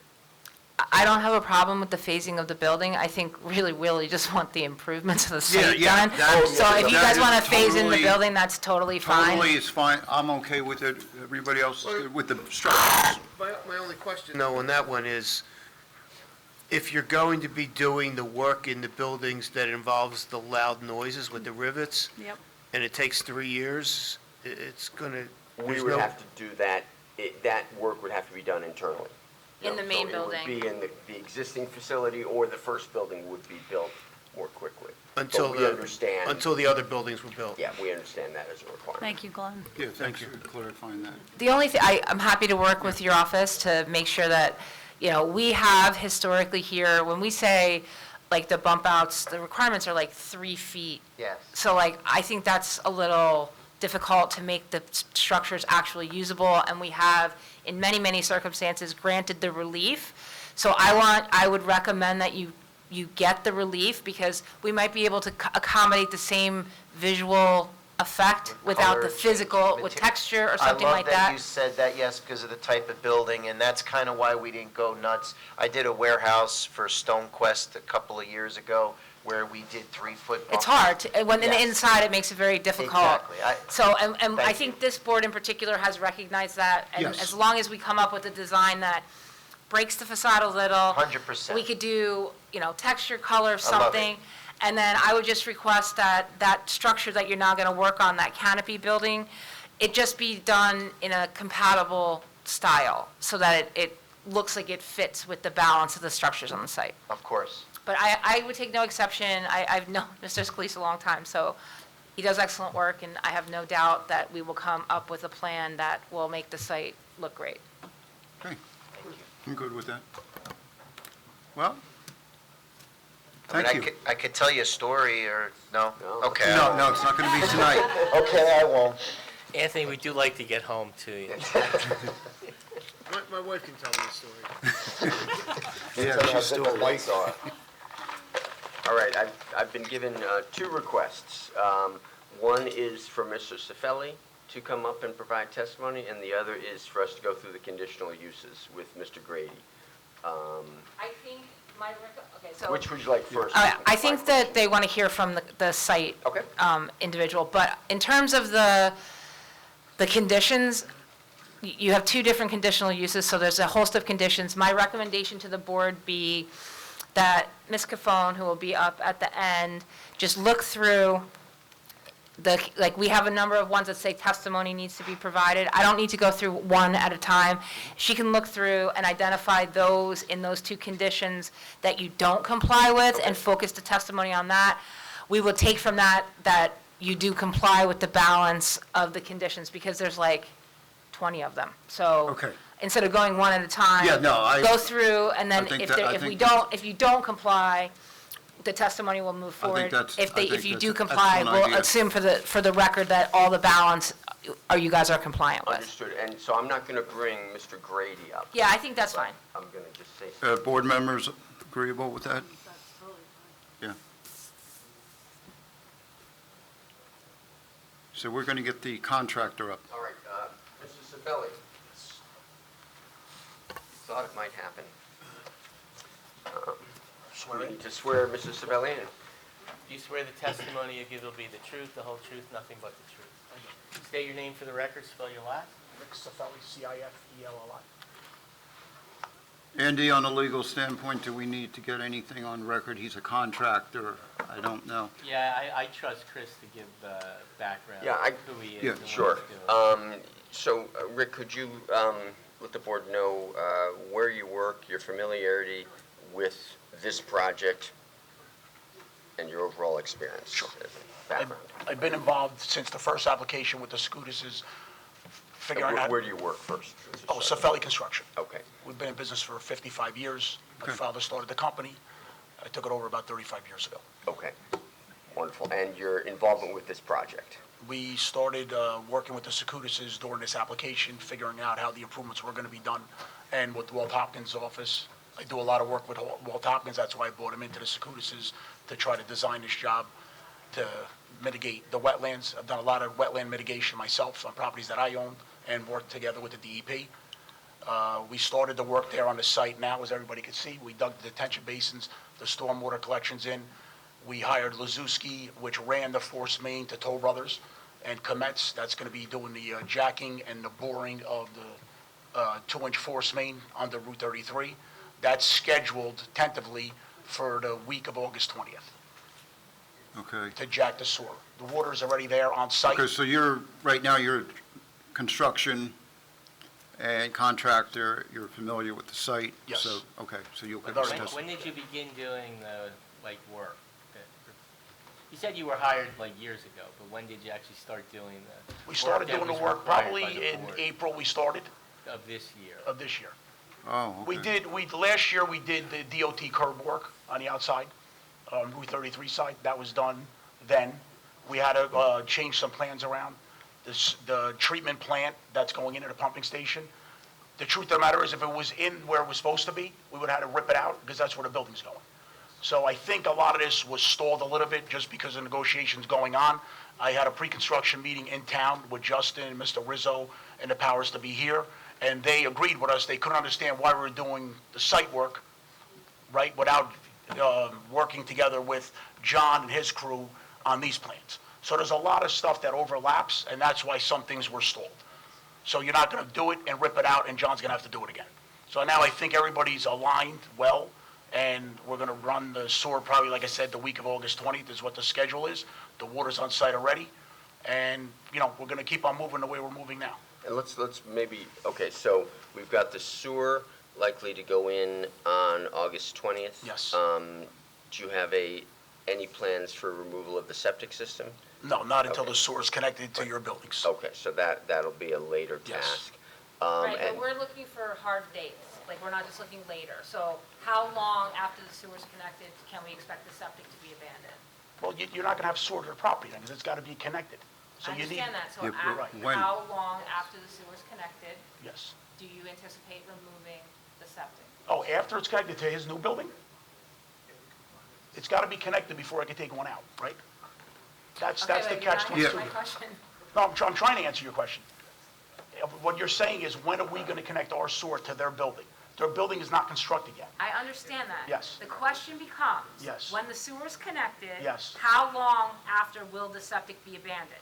30 It's days? gotta, yeah, 30 days, usually that's standard what you do, yes. So 30 days 30. after the sewer's connected? So Okay. the goal here is to get a very strict timeline for all the outstanding work. Yeah, because you understand, this is been dragging on forever. dragging, so 5 we, years. unfortunately, More than 5 you're... years. Well, I know, but sincere. Guys, don't shoot the messenger, I'm doing the Yeah, work. I I'm know. not It's, paying for I hate to throw it on you, And but I'm I mean, gonna we're be honest with you, we're frustrated. Yeah, me too. I'm going to be honest with you, because I had to deal with this from the very beginning too. Not with you guys, Yeah. with them.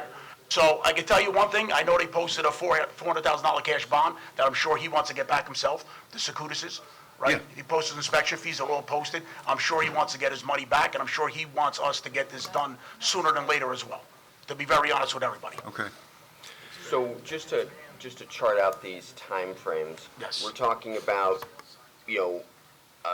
a late August sewer connection, and then it's got to be connected to the building, which is Correct. a little uncertain because the new part of the building has to be constructed. Correct, because the old was going to go right next to where the new building's going. Right, That's okay, what it so was. we're connecting, and then after the new building is constructed, Yes. within 30 days, we'll Abandon the because that's going to be all graded off anyway before they move in there. Yeah, but, so the existing garage, right, the addition to that doesn't have any bathrooms, so why does it have to be connected to the The addition that? existing garage does have a bathroom. Yes, so why, right, that building footprint is not changing, so why can't you make a connection to it right now? Because that's where the pumping station was going, right next to that building. So the plan can't be modified to move the pumping location, so it's, It's going now that this application's in front of you, right? That's what we need to know exactly where it's going, what the setbacks are, what the heights are, and then we could adjust that structure in according to the new building. okay, so if the board acts favorably tonight, we know where the building footprint's gonna be. 100%. We'll run up the 2-inch main in the water right to the building. Okay. So I think also what the board wants is like, we're gonna have, as Rick Cifelli contractor, everything done by this date, right? We already heard from the applicant that their other lease ends in December of Right. 2026, right? So November 1st?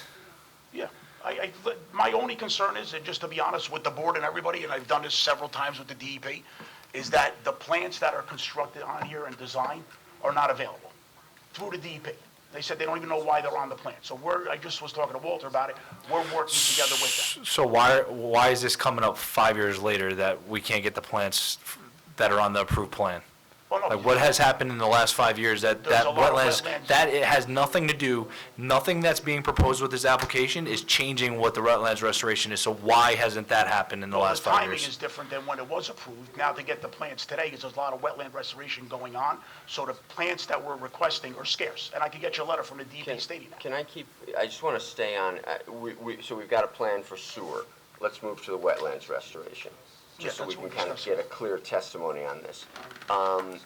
You've removed the millings from. Yeah, millings is wetland done, area. it's topsoil, there's actually Right. vegetation growing there now. So, and That's you're there. waiting on the plants that need to Correct. go there. Which are probably not gonna be able to be planted probably until late September, October, according to the planting schedule. But you can get those plants and they're gonna be planted this fall, right? What I'm trying to avoid is we get to November or October 30th and Yeah, it's, and then we're gonna I get- can't you get the can't plant them plantings in that the I told you I wintertime. could get, and Guys, then, one way or the other, I'm not the nursery, if we can't get those plants, we're gonna work with Walter's office to accommodate what could go there to get this done, because we wanna be done and out of everybody's hair by the end of November, beginning of December, truthfully. So here's the question though, and this I think is to you, Mr. Prasa. If your client has a lease that's ending in December and they need to close on the property and occupy this site as of, I'm assuming, January 1st, Yes. right? Is that gonna leave enough time? Because we're gonna recommend that you don't even get a TCO I agree. at all until all this work is completed. And if it's not done in December, and then let's say we get another snowy December and it keeps trickling out, that could jeopardize your I'm shooting for client's November, moving. so they can accommodate their schedule and to get off of this, and I think we're gonna hit, we are meeting CME on site 11:30 on Wednesday for the planting, we're starting Shari, landscaping. he's meeting with Shari. Okay. Jeremy. So we're meeting with her 11:30 on Wednesday, because we're gonna start landscaping next week, the whole 33 and mostly all the larger trees. We modified the irrigation system to accommodate. Okay, planting so, this that was time. my next question, is the irrigation. 'Cause That's what we did. If you We know in modified- August, yeah. you can. Well, that's why, Yeah. I've worked with her closely on other projects, we're on the same page, and I told her, I said, would you allow us to plant now if we provide irrigation, which we already modified the existing well to accommodate the sprinkler system to keep these trees alive during the duration of the hot summer months. Okay. And they do have the warranty on them, so, They do. okay. so I guess the question is for the applicant's attorney, what is a realistic time frame that you're willing to have as a conditional approval to make sure that the applicant is protected, that they're gonna be able to move in on January 1st, November 30th, November 1st? But listen, I mean, This is I for, would- this is for the applicant's I would attorney. say November 30th, just to play it safe with the DEP planting, that's it. With the understanding that there's not going to be, if it's not done January 1st, there's not going to be any COs for him to move in until, Right, but but he will be able to get permits to begin construction on the buildings. That's really, he's got to be able to be doing these things simultaneously. That's, you know, that's a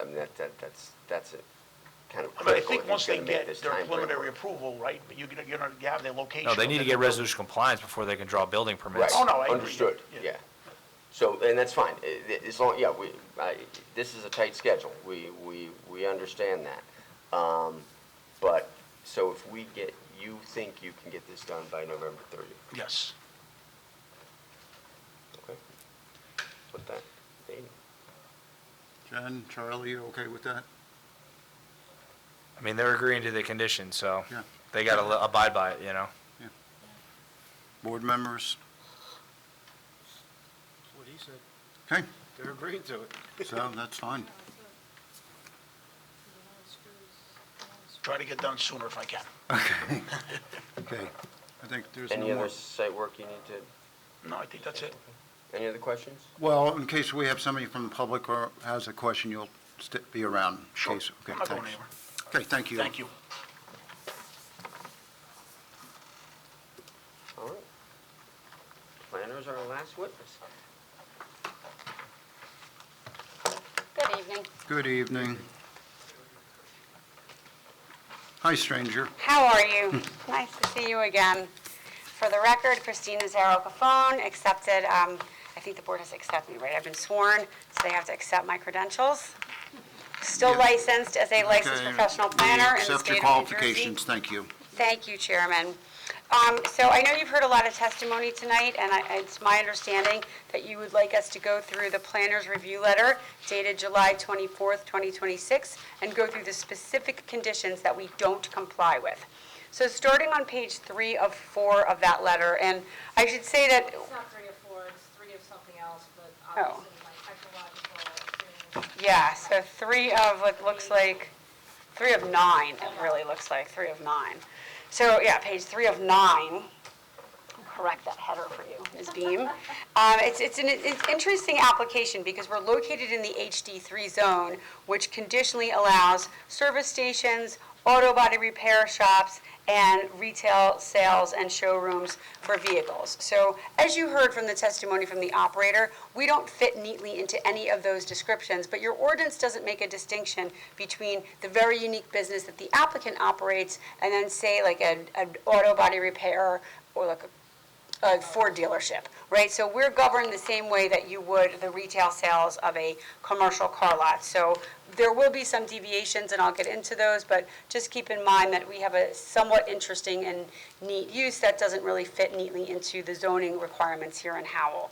So as far as section 18887 for service stations, all storage repair area, or all storage areas, repair facilities, pits, lifts, etc., shall be within a building. All lubrication repair or similar activities shall be performed in an enclosed building, and no dismantled parts shall be placed outside. All structures, gasoline pumps, and islands shall be set back at least 60 feet. So we do not comply with that, so we're seeking that relief. The next one we comply with.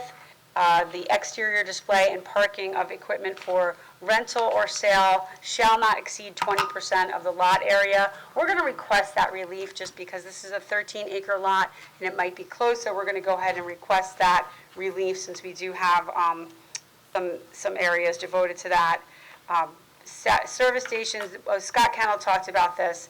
It is intended that service stations be designed compatibly with other permitted and commercial industrial uses in the zone in which they are located, that they are not striped along the highway, the available highway frontage or at each quadrant of a convenient intersection, and that they be located within shopping centers and in office and industrial complexes as an integral part of the overall design. Ingress and egress shall recognize the turning movements generated. These access points shall be coordinated within the access points required for the nearby uses. The frequency of intersection side streets minimizing left turns off collector and arterial streets. So we don't comply with this.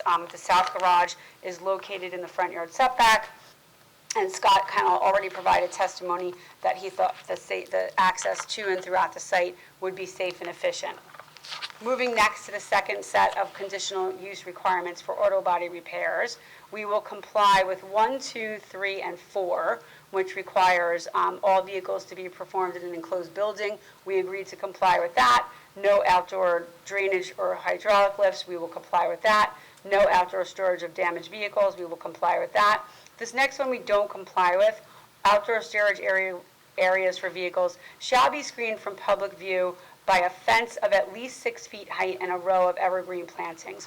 For the most part, we are complying with that. We do have berms that we will have to be, and we will incorporate the plan that was required as part of the prior approval for Secaucus. The reason we're requesting the relief is because I don't want there to be a situation that when we overlay that plan, which we absolutely acknowledge that we have to comply with, if that there's an area that we don't comply, because the ordinance uses the language shall be screened, I don't want to be in a situation if there is an area. We can certainly work with Jennifer and Charlie if there's areas that need to be increased, but just to be sure for the record, I want to ask for that relief just to be conservative. If I could just jump in, I don't mean to cut off your flow, but I know, Mr. Chairman, and I know, Mr. Cantor, you were here when we had the application in 2021, and at the time, we acknowledged the road network where you have like the elevated roadway was also providing additional buffering along that frontage on 34, Christine, because the road is elevated from the other side of the street. So it did, because of the geometry and the elevation of the road, it does provide additional screening beyond what we would normally expect on like Route 9 where it's very flat. Right, there's a significant grade change there, and like I said, it's my opinion, I think we're going to comply for the most part with that. That is I wish there was an almost comply category, because I think we essentially will comply with that for the most part, but that shall language concerns me, because if there's any area of deviation, I would like to make sure we're covered, and we've requested the relief.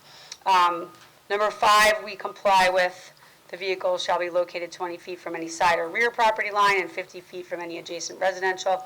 The next one we don't comply with, all outdoor storage areas shall be made of concrete, not asphalt. We do have significant areas of millings, but per our beams request, we did agree to put the asphalt under the passenger parking area. And then no vehicle sales are permitted.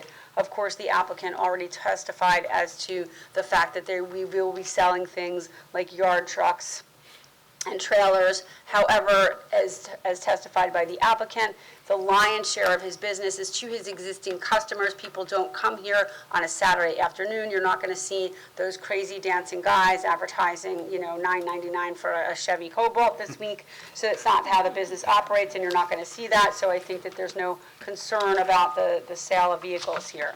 The last section of conditional use requirements is for 18889 sales and showrooms again.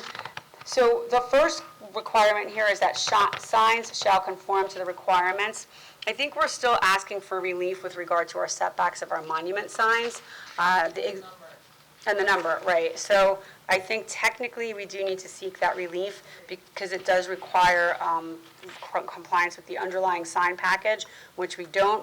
There's already been testimony provided as to the safe and efficient location of those signs. There are existing signs on the site in similar locations to that. The next conditional use that we don't comply with is that no automobile shall be displayed closer than 30 feet to the front property line. This setback area shall be landscaped and shall not be used for off-street parking. Again, this is not a situation where you're going to have rows and rows of commercial passenger vehicles for sale. You understand the nature of the applicant's use, and we would like to have the ability to have our merchandise in that area. Automobile prices or year of the manufacturer shall not be displayed. That we will absolutely comply with. Site plan, we comply with that. And then the last one is no facilities for auto body repair or mechanical repair shall be permitted to be located on the premises. Again, we are repairing our vehicles. This is not the type of use where you take your car here for service on a Saturday morning.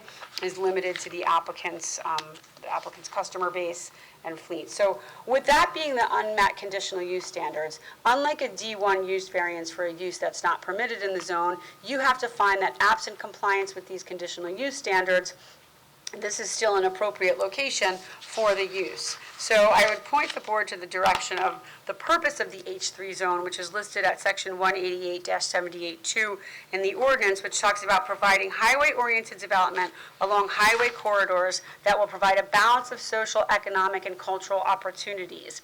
Also, when you couple that with the master plan goal from 2026, which talks about encouraging new businesses and industries to locate along the township's highway corridors. This is an applicant that's relocating its business from Dayton and South Brunswick.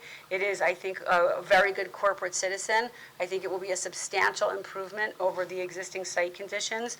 And I think that absent compliance with the conditional use standards, the board can certainly find that the site still continues to be an appropriate location, which is the test for a D3 under the Coventry Square standards. In addition to that, we are seeking a technical D1. Your ordinance restricts us to one principal building on the site. We have multiple principal buildings. The functionality of them has been described by prior applicants. I would tell you that in the HD3 zone, where the subject property is located, the minimum requirement is 40,000 square feet, which is just under an acre, right? There's 43,560 square feet in an acre. Maybe that's a fun little trivia fact for you. Either that or I need to get some more fun friends.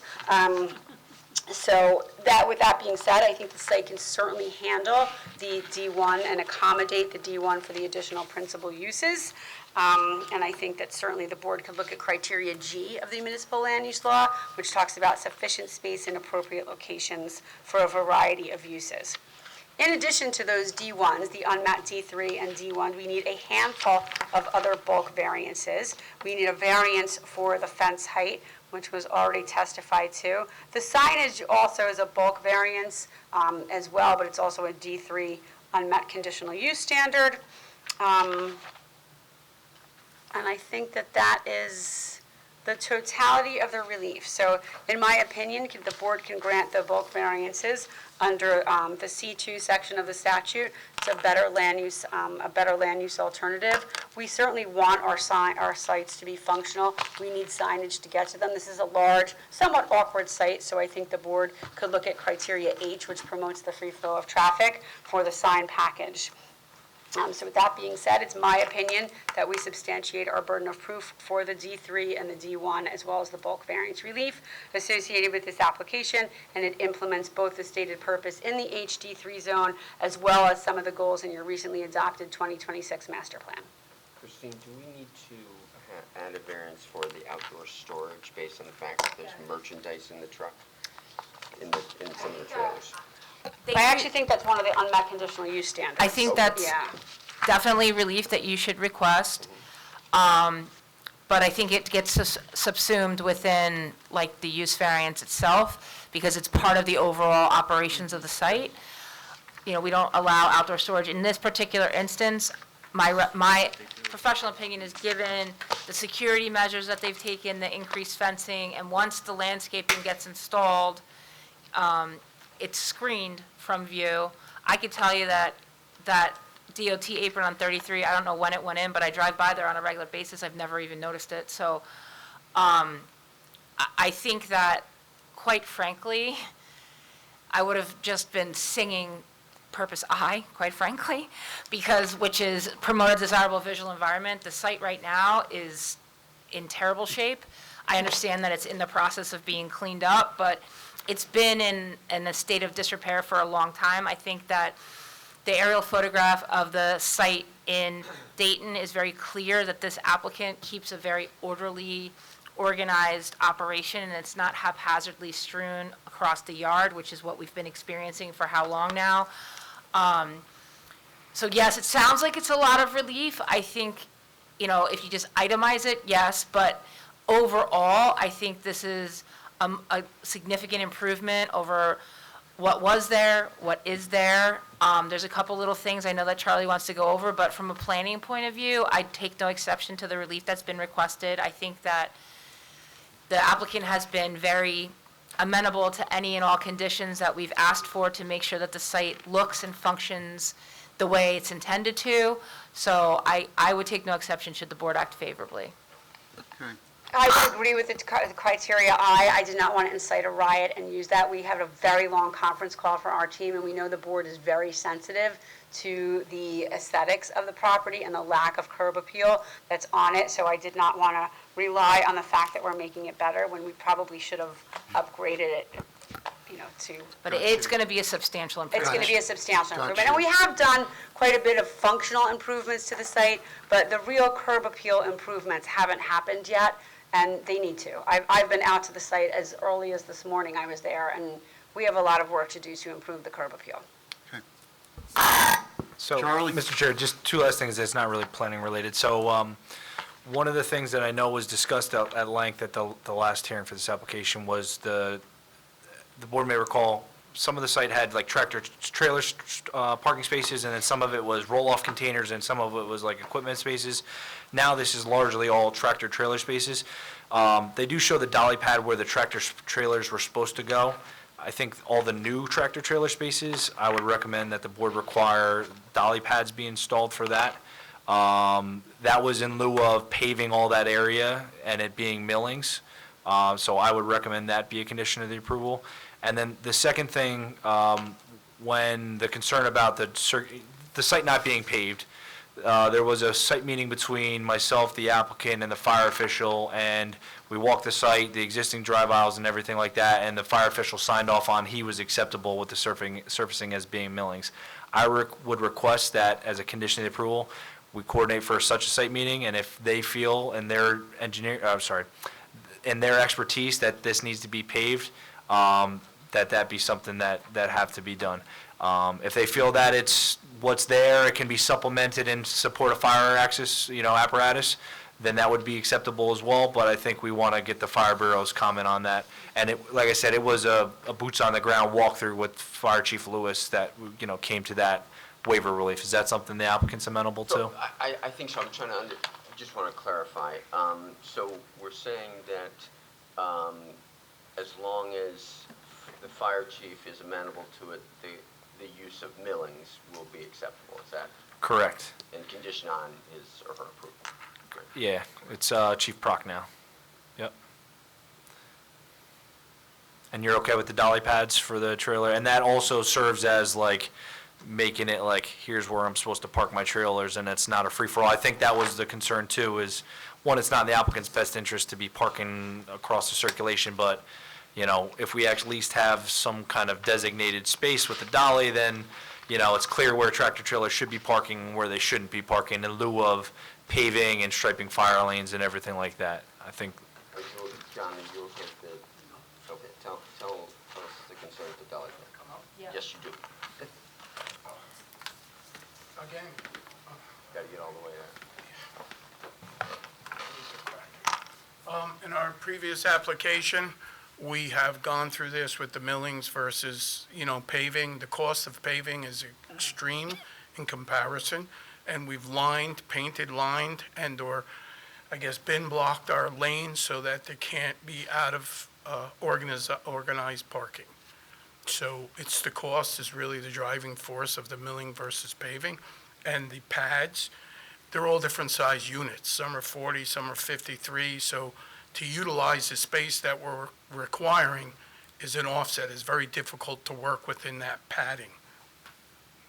so as part of the prior approval, the applicant has to construct dolly pads, and some of them are in where like the security house is gonna go. Some of them is where you're doing your new covered, it's gonna be enclosed now, service area and things like that. So like, that's something that has to get built. It's not like we're just gonna waive that as part of the original site plan approval. So, I'll leave it up to the board. My recommendation is at least what was approved by the board needs to be constructed as far as the dolly pads.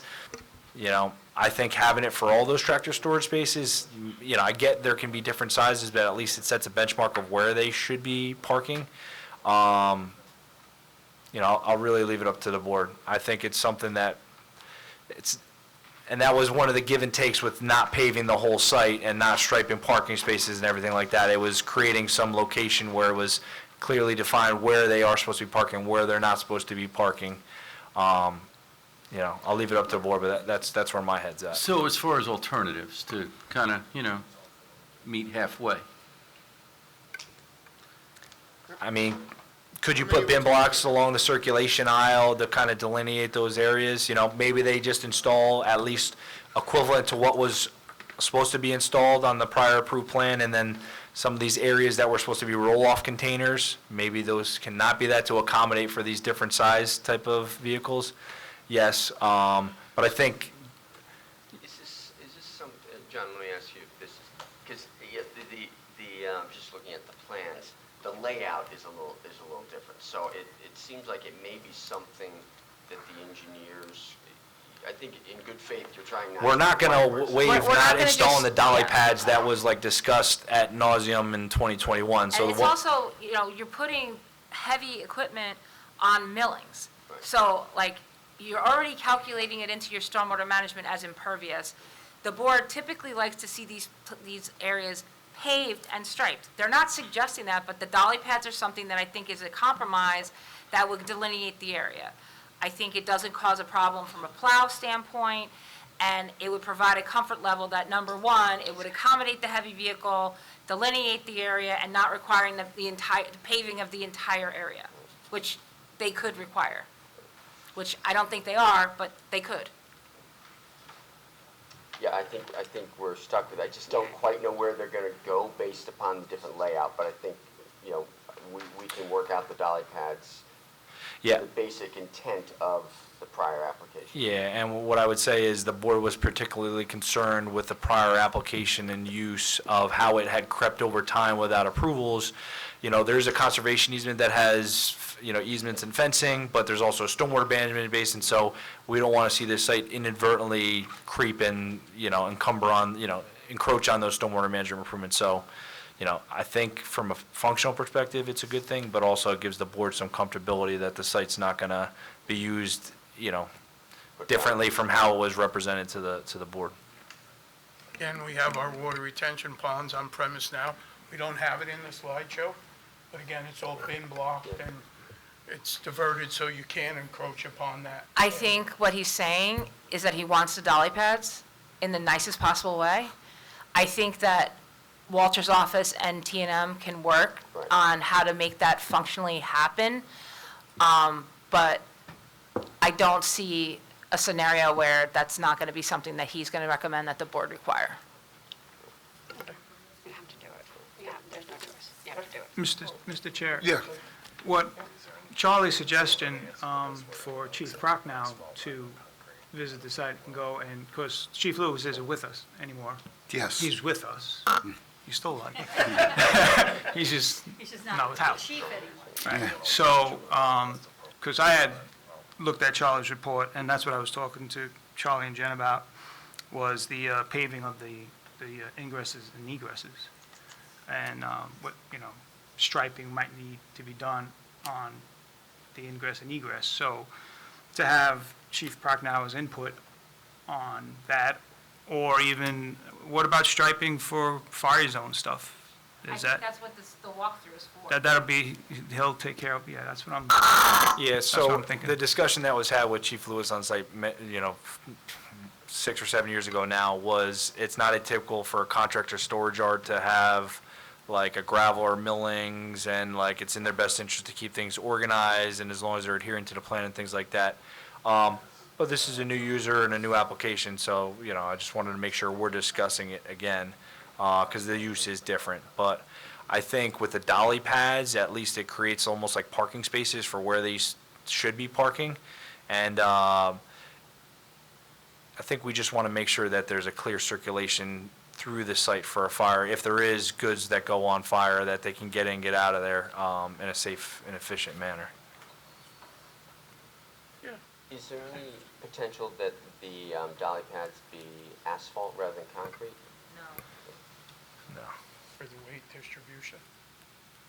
Yeah, Yeah. again, we agree to the pads, will work within the design and construction. Yep. All right. Okay, because I respect our professionals, especially because I'm not an engineer, and I'm relying on, and he's not looking to put more burden on you financially. It's what has to be done, unfortunately, and I think all of us feel that, you know, we don't want to throw more on you, but we have to make sure it's done right. Agreed. Our Okay. previous practices had gone through similar area. Okay. So I'm clear. Okay. We'll design and construct what's in the best interests of both. Okay, Okay? thank you. Thank you. And Mr. Chair, I did have another question, and I probably should have, when Mr. Kennel was up here. Can we bring up the picture of the ingresses and egresses, the one off of 33 and the one off of 34? You want pictures? Yeah, there was a, no, the site plan shows. That's like 5 or 6. Zoom in on that, because you can see it better when you zoom. Probably about 8 pages in approximately.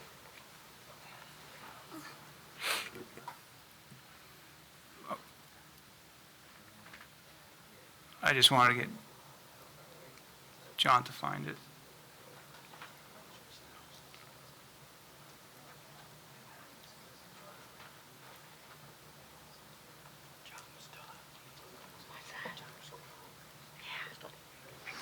Yeah, now just zoom in on the 34 one. Okay, so now this ingress and egress are more kind of like squared off, where the one on 33, they're curved and it's Has flared out. larger curb returns, correct. Yeah, so why the difference? The difference is, again, the intent is to basically have the tractor trailers, as much as possible, utilize that. That was a new driveway, and based on DOT's review of it, requested us to have the larger curb returns. Only on 33? Only 33. The curb cut is there. Yeah, it's pre-existing. So the 33 is new, but the 34 was there already. So 34 has that flared, No. and it doesn't need it? According to the DOT? DOT, yeah, was a pre-approved. So basically with their, again, that driveway was constructed a number of years ago, but with the submittal of the 33 driveway, So a 53-foot truck coming out, making that right turn, continuing on 34, going to 33, well, the right turn, that can accommodate it? well, again, I wouldn't expect them to make a right turn out of there. They'd use the Route 33 driveway, because then you continue eastward towards the circle if you come off of 33. Yeah, go a little bit more to the top. And again, some of that a number of that, well, you just went past it. Yeah.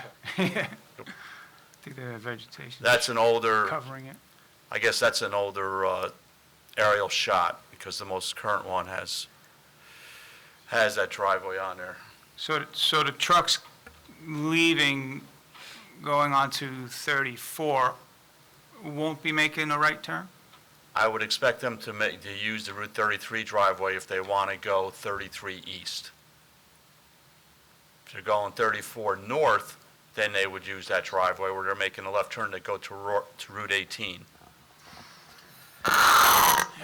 And Scott, can you just, again, for the board, give us like perspective, how many was it tractor trailers on per, like over a 24-hour and like during the peak hour, like how?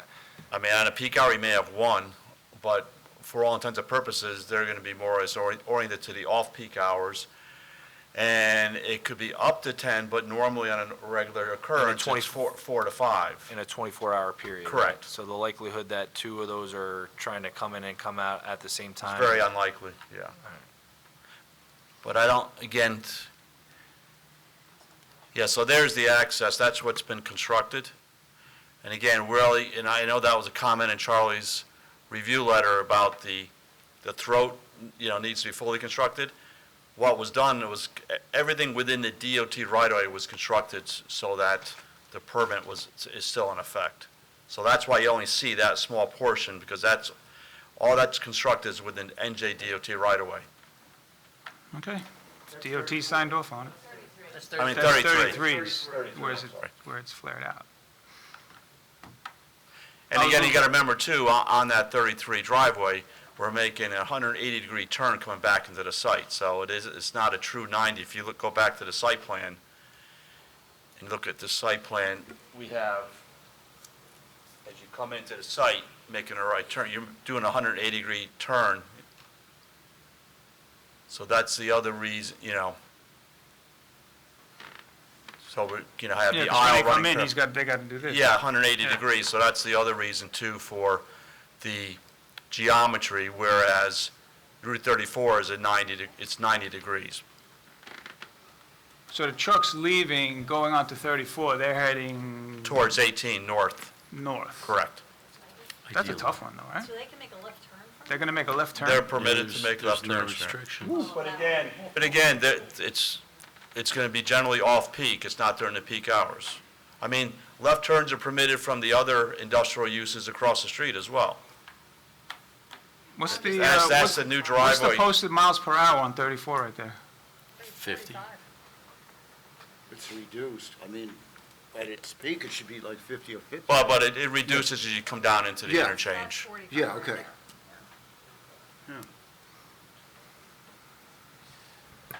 Okay, DOT signed off on it. The DOT is okay with that. And again, based on Secudis operation, they had more truck traffic during the peak hours than this site will. So that was a more intensive use that they approved previously. I would not be in favor of this, except that this is going to be such minor use compared if it was a more active. Intensive use. Yeah. I mean, ideally, it would be nice to have it wider, but if they say it's okay, And the intent here, again, it's preferred to have the left turn going north out of the Route 34 driveway rather than going out 33 and making a left, and then you're subjected to that little substandard U-turn in front of the diner. Oh, that thing's. So that's why it's beneficial that having these two driveways gives more flexibility for access to and from the site. okay. And Scott, wasn't the testimony, when you say off-peak, I understand you have an AM peak and a PM peak, but wasn't the testimony that a lot of this tractor-trailer movement would be in the overnight hours when the traffic on 33 and 34 is minimal? Substantially lower, yes, that's correct. Thank you. Okay. Mr. Kendall, real quick, while we're on the subject, the Route 34 entrance, you can see there's a significant amount of space on the Route 33 entrance for a large truck to pull in and sit there for a few minutes. Doesn't, at least just not on the rendition, doesn't really look like there's enough room for a tractor trailer to pull into that 34 entrance. So, I mean, that's something I think needs to be taken into consideration, because if that gate's closed and a truck wants to pull in there, he either can't, or is he stuck? The gate's down behind, in the vicinity, you see where the tractor trailer is shown on that plan? Down We gotta into the zoom in- site? Zoom in Right. on it so we can see it better. That gate is in the vicinity of where the cab of that truck is. It's not at the right-of-way. It's not at the right-of-way. We're in excess of 70, 80 feet from Route 34. Okay, so there's Okay. sufficient room Correct. for a trailer to pull up to the gate and not block the roadway? That's correct. Okay, that was But the intention is that they come through 33, not 34. preferred, Yeah, but Yeah, but that's. in the real world, I mean, Yeah, well, you get the occasional rogue, yeah. yeah, okay. Thank you. thank you. If there's anything else. Okay, Christine. Thank you. Planners done. So I Okay, guess at this thank time, we will, unless there's anything else, we'll open to public. Make a motion to open to the public. Mr. Cantor with the motion, do I have a second? Second. Second by Anne Marie, all in favor? The chairman has opened the hearing up for members of the public to ask questions or comment on this application. If you would like to speak, please come up to the podium. You will need to provide your name and address, and you will be sworn in. My name is Guy Vastola. I'm at 1299 Highway 33. Sir, do you swear the testimony you give will be the truth, the whole truth, and nothing but the truth? Yes, sir. There's so many unknown variables here. As far as city lights is my business at 1299 Highway 33. We've been there since, I think, 1987. We've been paying taxes every year. And at this point, I don't know, I know I sat in front of the planning board for 2.5 years or maybe 3 years when we were constructing city lights. We didn't put a screw in the wall without anybody knowing about it. We wanted to do everything the right way. And we built it at the time knowing that our issue was going to be the sound coming from the highway. That was what we were concerned about because there was an old couple that lived next to me. It was residential. There was a house there. I don't know, with all these underlying variables, if I would have chose this spot now knowing that this is how it was going to wind up. The studio is known worldwide. I've recorded in this spot so many projects that have come in that have given business to all the local hotels and restaurants days and weeks at a time here. So I feel that it's been a help to the community. We've helped the community thrive. But at this point, I don't know if I'm going to be able to, not knowing that if a truck is going to be coming 70 feet from my building and idling, waiting for a fence to open up, and how long that idling is going to be, and is it going to be one truck, two truck, three trucks? I think you have how many spots there with containers? Are we going to have a dozen trucks at a time? Do we know what that sounds like, 100 feet from a recording studio? This will ruin me with this kind of thing. So I just think that there's so many variables that I'm just sad that I've chose this location for the studio now at this point, and I've been there 40 years. So the choice is yours how this goes, but this is going to hurt me either way. With this, I designed the building for the sound. I designed the building for trucks that were going to be going by at 50, 60 miles an hour. They weren't going to be sitting there idling, and this could be detrimental to my business. So I just wanted to say at this point, thank you. I'm concerned about it.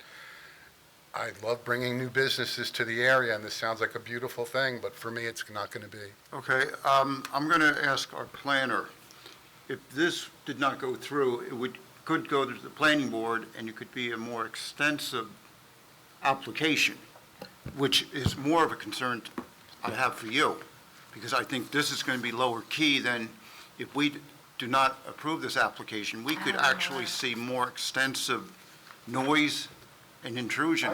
I'd like to see it approved, but just knowing that I'm not going to be hurt over here. I mean, I don't know. No, I think your voice was very loud at the last meeting, and I'm very... Since we spoke at that last meeting, my tree expert, I came to you for help. One of the trees drowned, and it was a 70-footer that came through my building, and it cost me at least $150,000 worth of damage since we last spoke.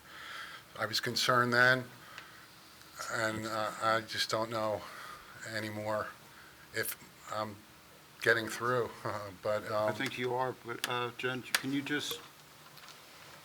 Yeah, so the site's in the HG3 zone, so there's a lot of commercial uses like flex space, which we allow. Obviously, these uses are conditional uses, meaning there's conditions associated with it, but if they meet the conditions, then they would be permitted. I understand the concern, and what I would suggest perhaps is, I know, Scott, are you still there? I know the location of the fence was pursuant to your DOT. Would the DOT be opposed to moving the fence farther in? Like into the site? Because you can't really get to the site from that location. Like the guardhouse is there, but maybe the fence goes where the drive, like, splits there?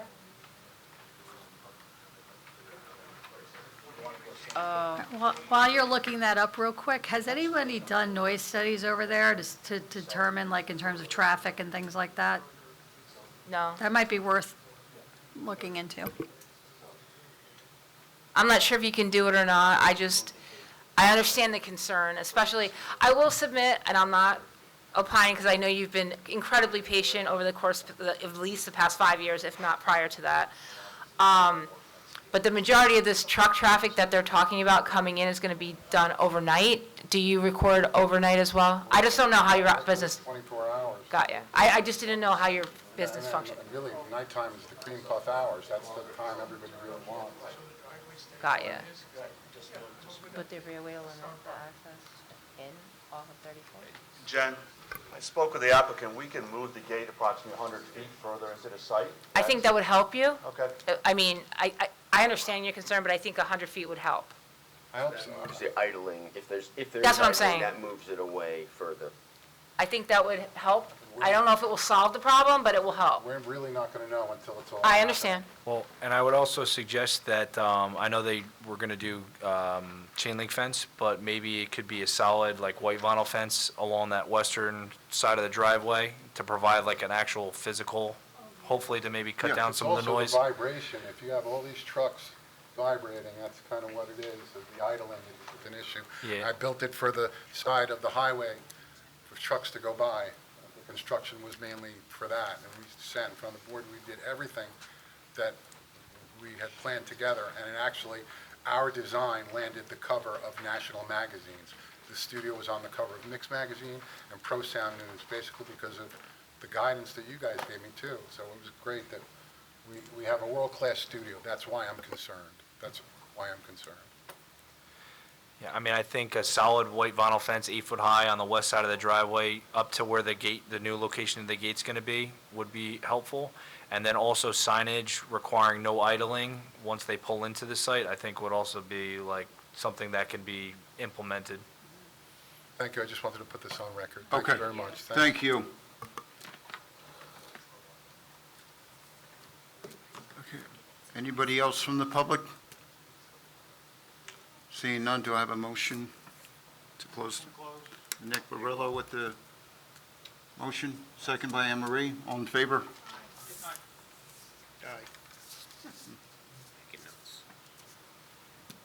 Okay, anything further? Nothing further. I think we've covered the relief we're seeking and the justification for the variances, the additional conditions that have been discussed just now and along the way. So we submit this application for approval with the variances as stated. Okay. Professionals, John, everybody's good? Okay. What is the pleasure of the board?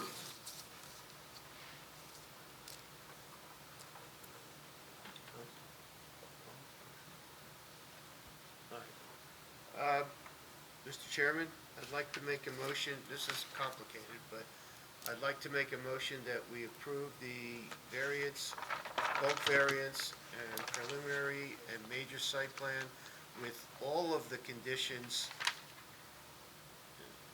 Mr. Byer's going to have to Lot of account for notes. them. But all of the conditions here stated, including what we just heard, the agreement for the gate being an extra 100 feet in, and the 10-foot fence separating that Route 30. 8-foot fence separating the entrance on Route 33, the western side, so that the gentleman's has at least some protection from the sound.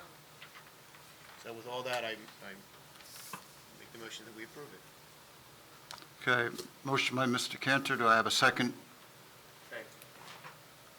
Second by Mr. Orozco.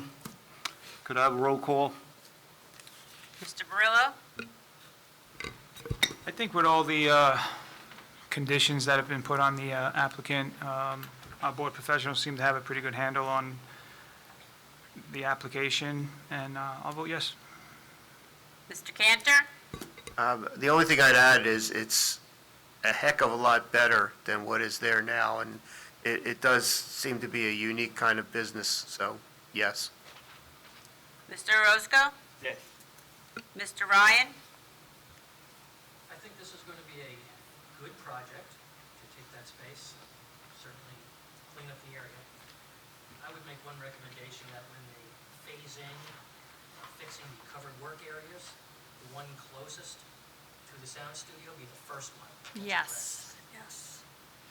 First one that gets built, you mean? Built, yes. Okay, And addressed. okay, yep. Understood. Okay. And with that condition and that all these loose ends that I mentioned earlier get resolved to the satisfaction of all, I vote yes as well. Ms. Scottson? Oh, I just want to, I can't say I add anything else to it. I'm newer to the thing because of the fact that this was an application that's been around for a while, but based on everything I'm hearing, and as long as his studio is protected, the answer is yes. Mr. Kavarakis? Yeah, just echoing what the other board members have said, there are a significant number of conditions that need to be met here, and the applicant seems like he's very willing to cooperate with those.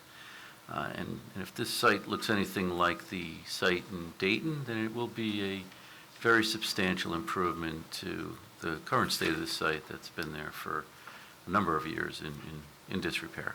So I vote yes. Chairman Mertens?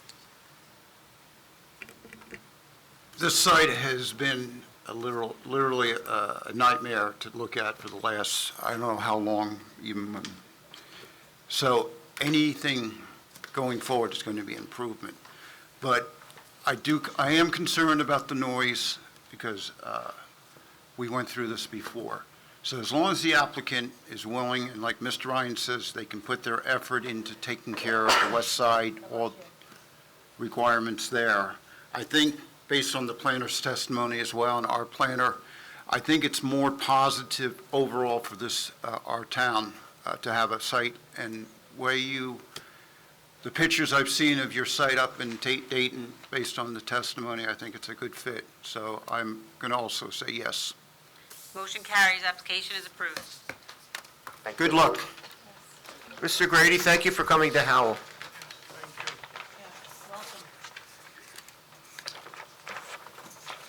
Okay, at this time, is there any further business of the board? Seeing none, do I have a motion to close? Anne Marie with the motion. Second by Mr. Roscoe, all in favor? And we'll see you on the 10th of August.